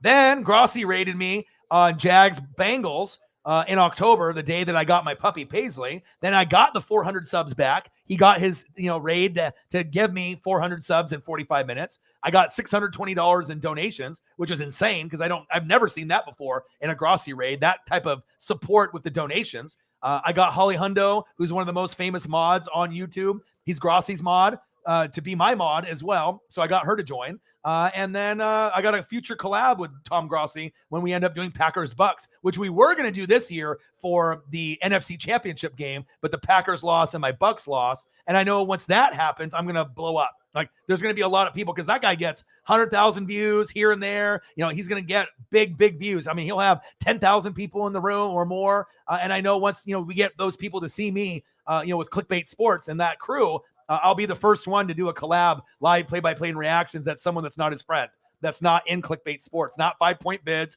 not Urinating Tree. All right. Not Perna. You know what I mean? Like, not Scooter Magruder. I want to be the 6th guy. I want to join Clickbait Sports, but I got to be able to do something with him first to prove to Tom that I'm worthy of enough, as well as the rest of Clickbait Sports. But if I end up ever getting the opportunity to join and be that sixth guy, that is my goal. That is my goal for sure. Besides, opening up a restaurant or bar and grill, NWSF Bar and Grill, or opening up a YouTube studio here in my hometown in Oregon so I can make other people's dreams come true. That's a big thing that I want to be able to do as well.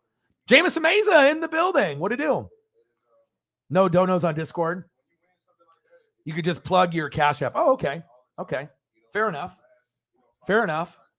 Well, I want to finish this beer, so I'll be on here for a little bit more. Still got this quarter pounder with cheese and fries, which is not really the most healthiest thing for me, but I've been grinding away. I hustle, I grind, and I love hanging out with you guys.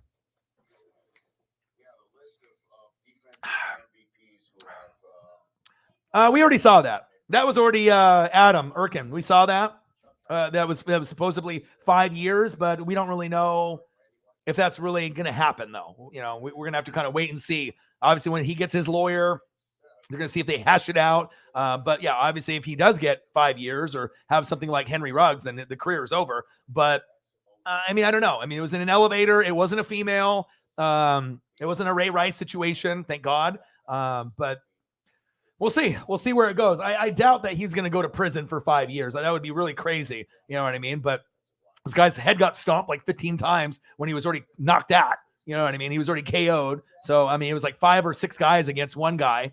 And then one guy could have been running his mouth, but, you should know better. If you're AK-41, maybe he was on drugs. Maybe he was on, cocaine or Molly or drunk or whatever. But, like, if you're fighting with someone and you're in the NFL, you should know better. You know what I mean? Like, you're supporting you and your boys with the money from the NFL. Don't be a fucking idiot, dude. Like, just walk away.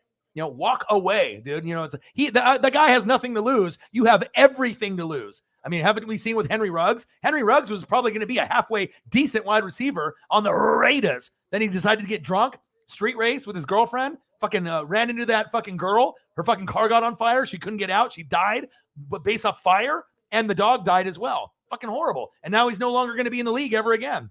Make smart decisions, guys. You know what I mean? People feel so fucking entitled when they make it, NBA, NFL, whatever it is. It's fucking sad, man. Panthers and Falcons going to fight for first. Not if the Saints and the Bucks have anything to say about that. I still think the Saints and Bucks will be at the top, but I think the Falcons and the Panthers are getting better. He gets 5 years for battery. Yeah, well, we have to wait and see. Yeah, Henry Ruggs, yep.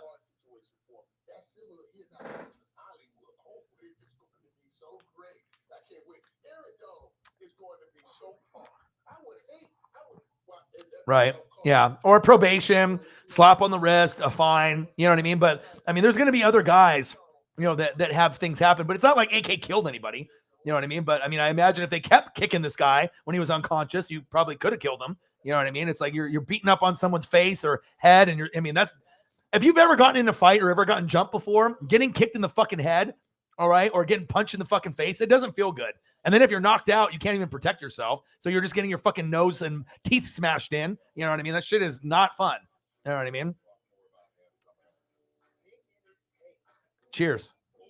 I'm hustling. I'm grinding, man. I'm grinding. You know what I mean? And like I said, I decided to go all in. I figured, if I go all in and just do YouTube every day, as long as I make like at least 50 on average per show or more, the goal on every show is like 50 to 250. You know what I mean? If I'm not doing a game. And as long as we can do that, even in the off season, and have the support, we can grow the channel from 20K to hopefully 21, 22, 23, 24, 25 in the future, and get more Fanatic family members and just get the support knowing that I don't have any other income coming in. I think we can do it. You know what I mean? And this is the dream, you know what I mean? To be able to talk sports, talk, wrestling, talk life, and then being able to hang out with friends and then, call games when it's the right season or watch wrestling and being able to make a living off of it. You know what I mean? Not everyone can do this. But I've been grinding for 10 fucking years. And I had a goal, 10 years was my goal when I started. And this is year 10 for me. So maybe it was a sign, this is my 6th year on YouTube. So I still got 4 more years on YouTube to hit that goal of 10. But, if I can go all in on myself now and I can still be able to pay rent and my bills, I don't need to be rich. You know what I mean? I want to be able to give back to the fans and do some nice things like jersey giveaways and things like that. But I got to be able to pay rent and pay bills. And as long as I'm able to get enough money to do that by grinding it out, then I won't have to do any other job. And that's really what I want to do. I want to be able to grind it out, as much as I can. You know what I'm saying? So Cream Austin, my boy, he said he sent me some Discord information. I appreciate that. Air Whitey, my boy. Yeah, seriously. So sad, right? Like, he probably never thought that would happen. It's like, oh, I'm just going to get drunk. Maybe I'll wreck my car. And then the fucking girl's car caught on fire. You didn't even try to get her out. Like, dude, if that was me, even if I was fucked up on drugs or like drinking, I'm like, I would have ran to that fucking car, burnt the shit out of myself to try to rescue that person and that dog. There's no way in hell that I'm just going to sit there on the fucking sidewalk and be like, damn, what fucking happened? You know what I mean? And then you're just going to watch someone die. Get the fuck out of here. Like, I would do everything in my power if I fucked up right there. And I would have been like, at least get that person out of there. And if that would have happened, you still would have been in trouble, but you wouldn't have killed a fucking human being. You know what I mean? Some people, I don't know if he was just, I think he was too drunk. You know what I mean? But still, I mean, common sense, when you're drunk, you sober up. Like, if you've ever been drunk and got pulled over, you know what I mean? You sober up. I think a lot of people have been like, fuck, I shouldn't be driving right now. And all of a sudden, that adrenaline hits, the cop knocks on the window. It's like a license and registration. And then you're like, oh, fuck. You know what I mean? I mean, I've had that happen back in the day. I don't do drinking and driving no more. Like, I remember this weekend, I wasn't 100%. I wasn't sober, and I could have drove to go get beer at like midnight. But the rule is out here in Oregon, if you're out on like 2 a.m. or after, you're fucked. You're going to get pulled over, DUI. I've never had a DUI. So I ended up taking a Lyft, and round trip to go to the store and back, it was only like $15. So I was like, dude, $15, and I got beer that they overpriced me, like a 18 rack of Modelo for like $30. I would rather do that than get a DUI and have it ruin my fucking life and pay like thousands and thousands of dollars. You know what I mean? So sometimes you got to make those decisions. So Birdman in the building. What to do? Burr. What to do, my dude? I apologize that I wasn't able to do the Eagles talk and about Dougie P. Like I said, normally I don't ask anyone to do a stream with me. You're one of the only ones I would ask besides like Brute Saint or a couple others. I apologize. Like I said, I just saw that Super Bowl. It was at exactly 6 p.m. I was like, that would give me an opportunity to maybe get some donos and go that route. And I decided to do that. So hopefully you're not mad at me. And like I said, I always try to, be honest about it. And then, hopefully you can come on at some point when you have some free time. I saw that you did some classic car show footage and whatnot. Keep grinding, keep doing your thing. And, you're always welcome here on the channel. I love you and I appreciate you. And like I said, it just kind of came out of the blue. And normally I was going to do a normal show, but then I saw the old Super Bowl and I was like, fuck it, let me call an old Super Bowl. Because I was talking about that the day before. It'd be really cool to call some of the old games before I started doing, live play-by-play and reactions. And lo and behold, the next day they had Super Bowl 49, Patriots and Seahawks. And I was like, oh, I have to do this. And so I had to kind of cancel that meeting with you. But you're always welcome to come on at any point, man. Appreciate you very much, dude. The porn bots. Yeah, the herb. I did go to the dispensary yesterday though, and I got some herbage. Ooh, yeah, that wild gummies. Those are fire. Those are fire. You eat 2 or 3 and you're fucking good. You're comfortable. And it's made for like sleep. So it's got CBN, CBD, THC. So it's like extra powerful. Like, you know what I mean? Like it hits you. You know what I mean? You take 2, you start feeling good. If you take 3, I mean, you're going to pass out. You're going to go to bed. Or if you just take it during the day, it gives you a good high. So Birdman in the building. What to do? It went viral. How are you, Birdman? How's your daughter? How's your kids? How's your fam? How's everything going, man? Yeah, we'll have to do some draft coverage. Obviously, I have these CBS, has this draft, mock draft, and I think we could do some kind of mock draft together. You know what I mean? Talk about the Eagles and, who you guys are looking at and who I think would be a good fit for you guys. But I always have content, so we can always do something together, whenever you have some free time. I mean, I know you got your kids and your wifey and you got your own channel, but you can always come through, you know what I mean? And you can hang out with your boy at any point, man. Well, shit, we're 9 minutes away from 3 hours. So I guess, fuck it. We'll just make it a clean 3-hour stream then. So we got 8 minutes left. So any last minute questions or donos or information that you want to share or any questions you want to ask, you can go ahead. I'm going to go 8 more minutes and we're going to make it a clean 3 hours. And then I'm going to end the stream.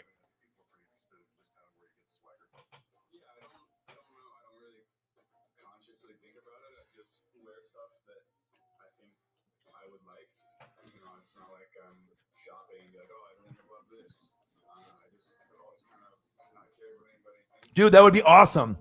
Because I stream from 6 to 8 o'clock. You know, and I'll be doing, different times, on the weekends after the season's over, but I'm going to be doing it almost every day. Because I mean, like I said, I'm not doing my warehouse job anymore. Like I said, with if you have addiction or if you have depression or anxiety, right now for me, it's really, kind of depression and anxiety, but it's getting much, much better. I've lost jobs, you know what I mean? Just because I, couldn't go to work, or maybe I just got too fucked up the night before, or I had that one scenario where I was in bed for like 3 weeks and I was not in a good mental headspace. You know what I mean? But if I can focus on just doing YouTube and, focusing on that, I know I can do that every day. And I don't have to worry about waking up at 5 a.m. and then working for 8 or 9 hours and then doing YouTube after when I'm tired. So I think for me, this is the best natural fit. And as long as I can make, 50 to 200 on every stream that I do, if I do almost a stream every day, then I know I can pay my rent and I can kind of keep things moving. So. Hi, Mia. Mia's in the building. What to do? Oh, okay. Yeah, Joey B. But yeah, that would be awesome that if you can end up streaming at night, man. A lot more content, a lot more that we can push your channel and this one, and then we can have two people talking rather than just me. You know what I mean? I know I can hold it down. I got enough fucking mic skills. I'm like the MJF on fucking YouTube. You feel me? I'm like the MJF. I got the mic skills on YouTube. You feel me? But having you on here would always be a bonus. Rams should be the one that you bet on, but America is going for the Bengals. But I'm hoping the Bengals win. That would be great. That would be great. Hi, Mia. Yeah, no sack lunching at recess, Alex. You're going to get suspended, my dude. You 10, 11 years old. You too young for beer. You too young for all the other things I talk about on this channel. Your parents, if they found out that you were watching this channel, you would get spanked and grounded.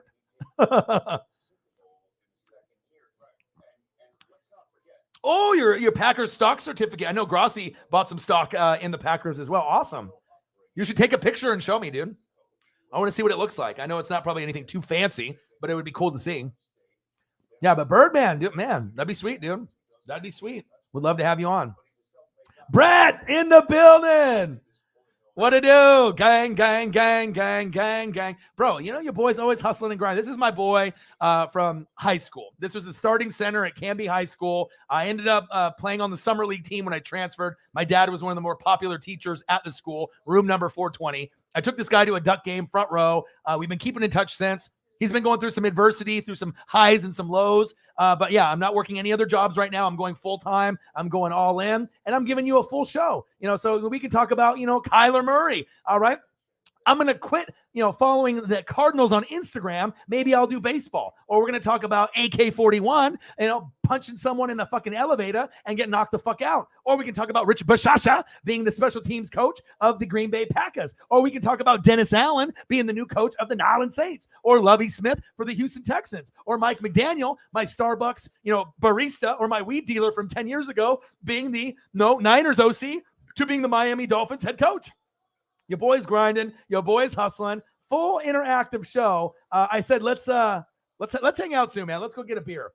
Let's go get a beer. The fans have been great. The donations have been great. I mean, ever since I let everyone know that pretty much I'm going all in and I have no other income, you're getting typically 50 to 250 on every stream that I do. If I'm doing like one almost every day, and if I do a game, I mean, it could be 300, 500, 600, which is exciting. You know what I mean? Because obviously I got bills, and if you do the YouTube super chat, sometimes they're going to take their cut, but people are doing Cash App, and people have been so, just generous. And yeah, you're going to have to come and hang out with me and do a game. You know what I mean? Whether it be like Super Bowl. I know you're a Cowboys fan. We have a new Cowboys fan that came in the room here earlier as well. But, if you want to come, at any point and do a game with me and just drink beer and just, react to the game that's going on while I talk, or if you want to chime in, you're more than welcome, to come through when I do Ducks or football or anything, or if you just want to hang out and just drink beer on the stream and just bullshit, it'd be awesome for you to come through.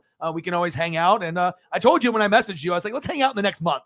Some people, they put pressure on their friends. They're like, dude, let's hang out tomorrow. And then they're busy and they're like, well, fuck you. And they like give you that pressure. Like, dude, we all have lives. You got a wifey, you got kids, you got a job, you got a lot of fucking responsibilities. So I said, hey, let's hang out in the next month.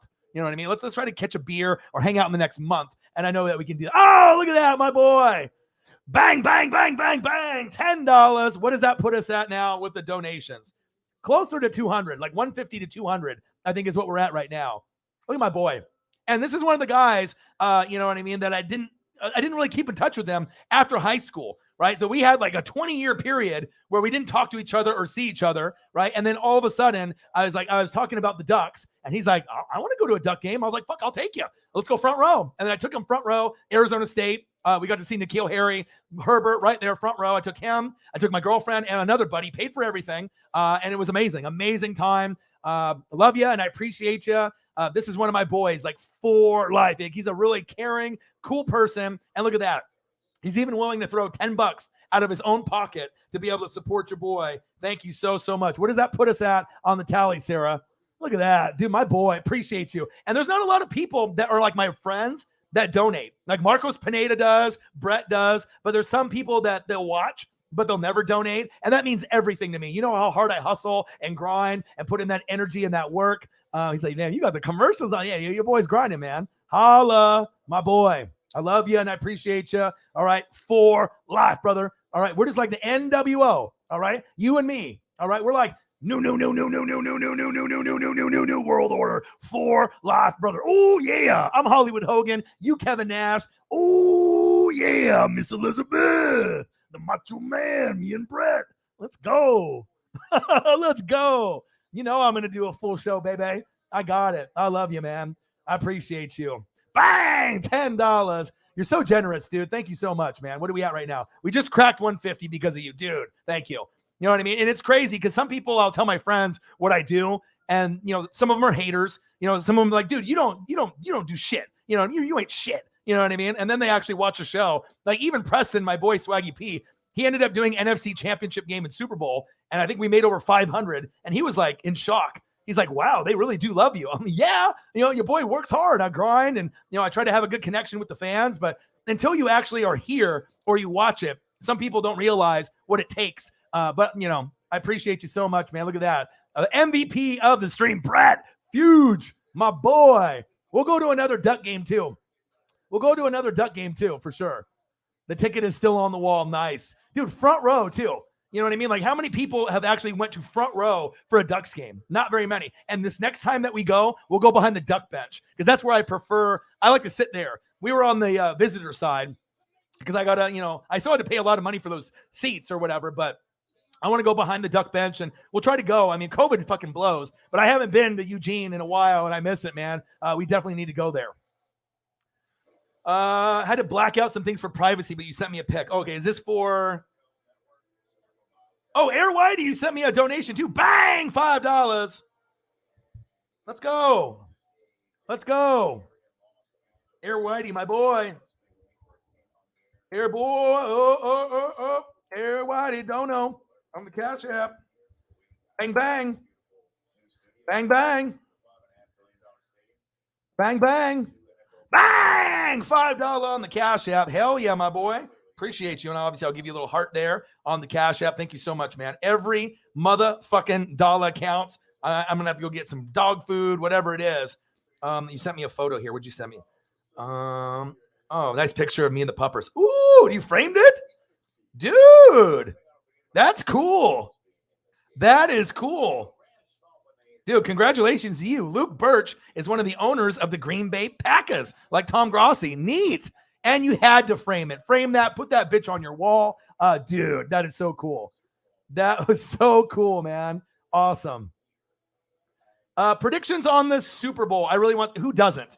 All right, so Brett, you haven't been in the building a little bit. You know, your boy is full interactive with this bitch. All right? So we go through the Super Bowl, and obviously if you're betting money, right, or you're a Detroit Lion fan, or you're like a Stafford fan, we know that more than likely you're going to win the Rams because you're at home. You got Stafford. I mean, you went through the Cardinals, the Buccaneers, and the Niners. You're battle tested. Cam Akers is back. Cooper Kupp, he's a white boy, but he's amazing. He's a top 3 wide receiver in the league now with Devontae Adams, right? And Tyreek the Freak Hill. Odell, I fucking gave up on your ass. You quit in Cleveland, but now you're balling, like Jim Jones would say, balling. All right, Van Jefferson's got some skills. Higbee got hurt at tight end. Aaron Donald still is one of the best players to ever play the game. Von Miller, they picked him up. Jalen Ramsey, the best corner in the game. Ramley. All right. If you're going to bet money, that's where you're going to bet. But for all of everyone else in the world, all right, everyone else in the world, who's cooler than Joe Burrow? Maybe Orion? Maybe a little bit of O-Dog? I don't know if I'm on Joe Cool with a Cartier shades. Joe Burrow, Joey B, Joey B. All right. He's the man. He's the man with the plan. He's cool. Everyone loves him. And it'd be awesome to have the Bengals win. They're a lot more likable. You got Joe Mixon, right? The most underrated running back in the league. Jamar Chase, hit the gritty. Hit the fucking gritty. You even saw Mac Jones in the Pro Bowl hit the gritty. The Mac Griddle, okay? He is a top 5 wide receiver already with Justin Jefferson, all right? Then you got this guy, Tyler Boyd. Avoid the Boyd. Tyler Boyd, all right? Top 30 wide receiver. T. Higgins, top 30 wide receiver, the most underrated safety in the game, Jesse Bates III, the best kicker in the game as a rookie on the Justin Tucker tip. We're talking about Evan McPherson, stud, kitty goes meow, as Tom Grossi would say. Your boy puts in the work, he puts in the time, and that's why your boy gets the donations, okay? I'm rooting for the Bengals. I'm hoping the Bengals are going to win, but it kind of reminds me that you can't bet with your head and being like, fuck the Rams, fuck Stafford. You got to bet with your heart and your head. But most of the time when people bet with their heart, they lose. You got to think about it. You got to think, okay, they remind you of the 2015 Panthers. Cam Newton was 15-1. He was doing, all right, he was hitting the dabs. Everyone was like all aboard that shit. But then what happened? The defense, they had DeMarcus Ware and Von Miller, and then it was game over. The Bengals kind of remind me of that same kind of team, but Burrow's way better than Cam Newton. So I think they actually have a shot to win the Super Bowl. The Bengals do, but that offensive line is shit. So I don't know if they can contain Aaron Donald and that D-line. If they can, they definitely can win. I am going to be rooting for the Bengals through and through, but I just don't know if it's going to be this year where they can do it. You know what I mean? Am I going to be doing a member subscription?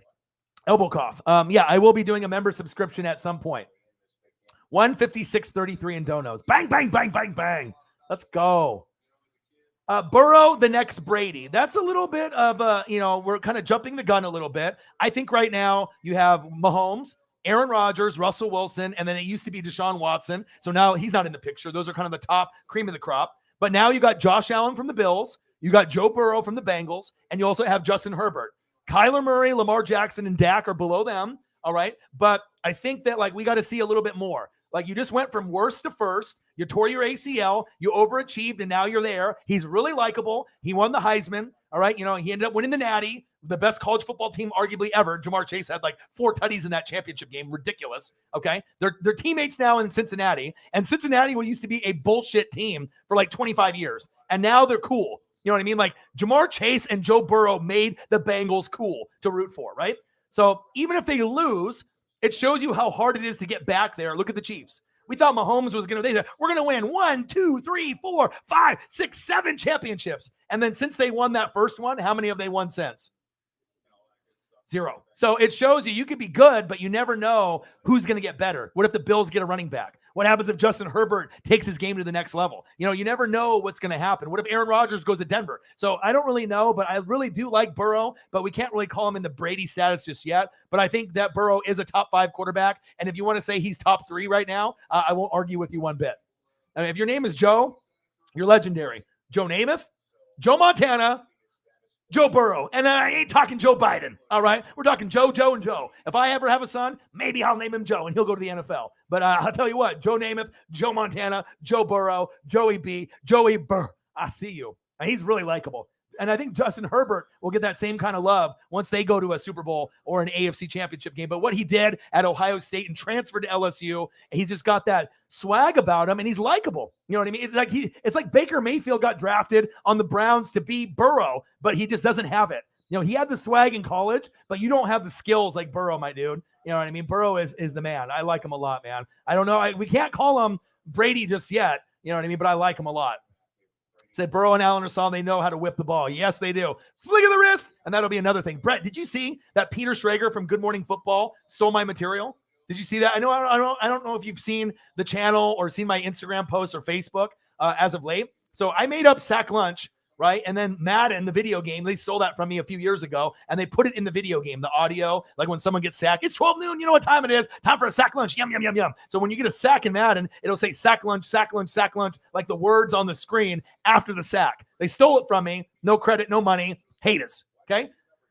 On Monday, after the Bengals and the Chiefs on Good Morning Football, first 20 minutes of the show, this motherfucker, Peter the Weasel Schrager, right? He's like, me and Kay were in, in Arrowhead. We were there, right, at the game. You know what I mean? And at that second half, he said, I call it Uncle Mo. And then Kyle Brandt said, what's that? And he said, Uncle Momentum. You feel it. This motherfucker watches my channel and stole my material. I've been saying that shit for 5 years. No one else has said Uncle Mo. Motherfuckers watch my channel. Pat McAfee Show watches, Good Morning Football, NFL Network, EA Sports and Madden. I mean, it's an honor, but guess what? Often imitated, never duplicated. Stop stealing my shit. Come up with your own material. Come on. But, it was crazy, dude. And some of my friends were like, they couldn't even believe it. But I'm like, dude, I'm on the internet. I'm on YouTube. I got over 1,200 videos on here. I'm grinding. I'm over 20K. But just this motherfucker tried to act like he just made it up. And I tweeted him. I got pissed. I didn't swear at him, but I said, oh, it looks like you like stealing, material. I was like, I've been saying Uncle Mo for 5 years plus. You know what I mean? I was like, come up with your own material, Peter. You know what I mean? He read my tweet and he deleted it. You know what I mean? I didn't say any swear words or anything like that to get myself banned or anything, but I had to let him know that shit was not cool. You know what I mean? Like, I'm not stupid. It's like he maybe thought that I wouldn't see it, but I knew like my fans will either watch Good Morning Football and tell me, but I was watching it, live, and I couldn't believe what I heard. It's one thing to do sack lunch and Madden stealing it from me, but Peter Schrager, be better, dude. Don't be a goddamn weasel. Yeah. Yeah. Put that on the bank, baby. You feel it, he said, just trying to copy me. He always tries to copy the energy. He's like, bro, you're not me.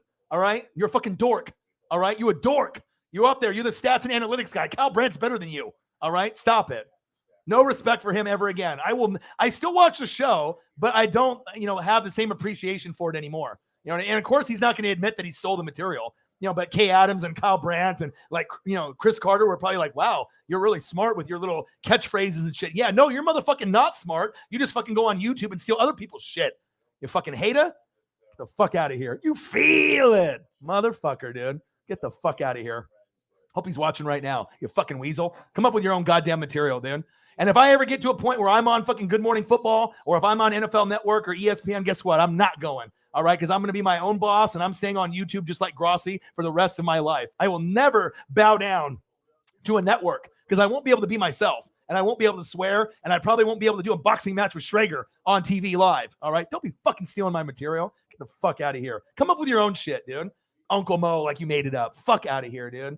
I mean, like I said, I should feel flattered because the biggest form of flattery is imitation. All right. But just the way he said it and the way that he did it, dude, fuck out of here. You could at least shouted me out or shouted the channel out. But of course, when you're that big and you're on NFL Network, they all think he's a fucking genius. Like, oh man, this guy's so fucking creative. He always comes up with all these nicknames and all these fucking cool catchphrases. No, he's a fucking weasel. He just fucking watches people on YouTube and steals their material.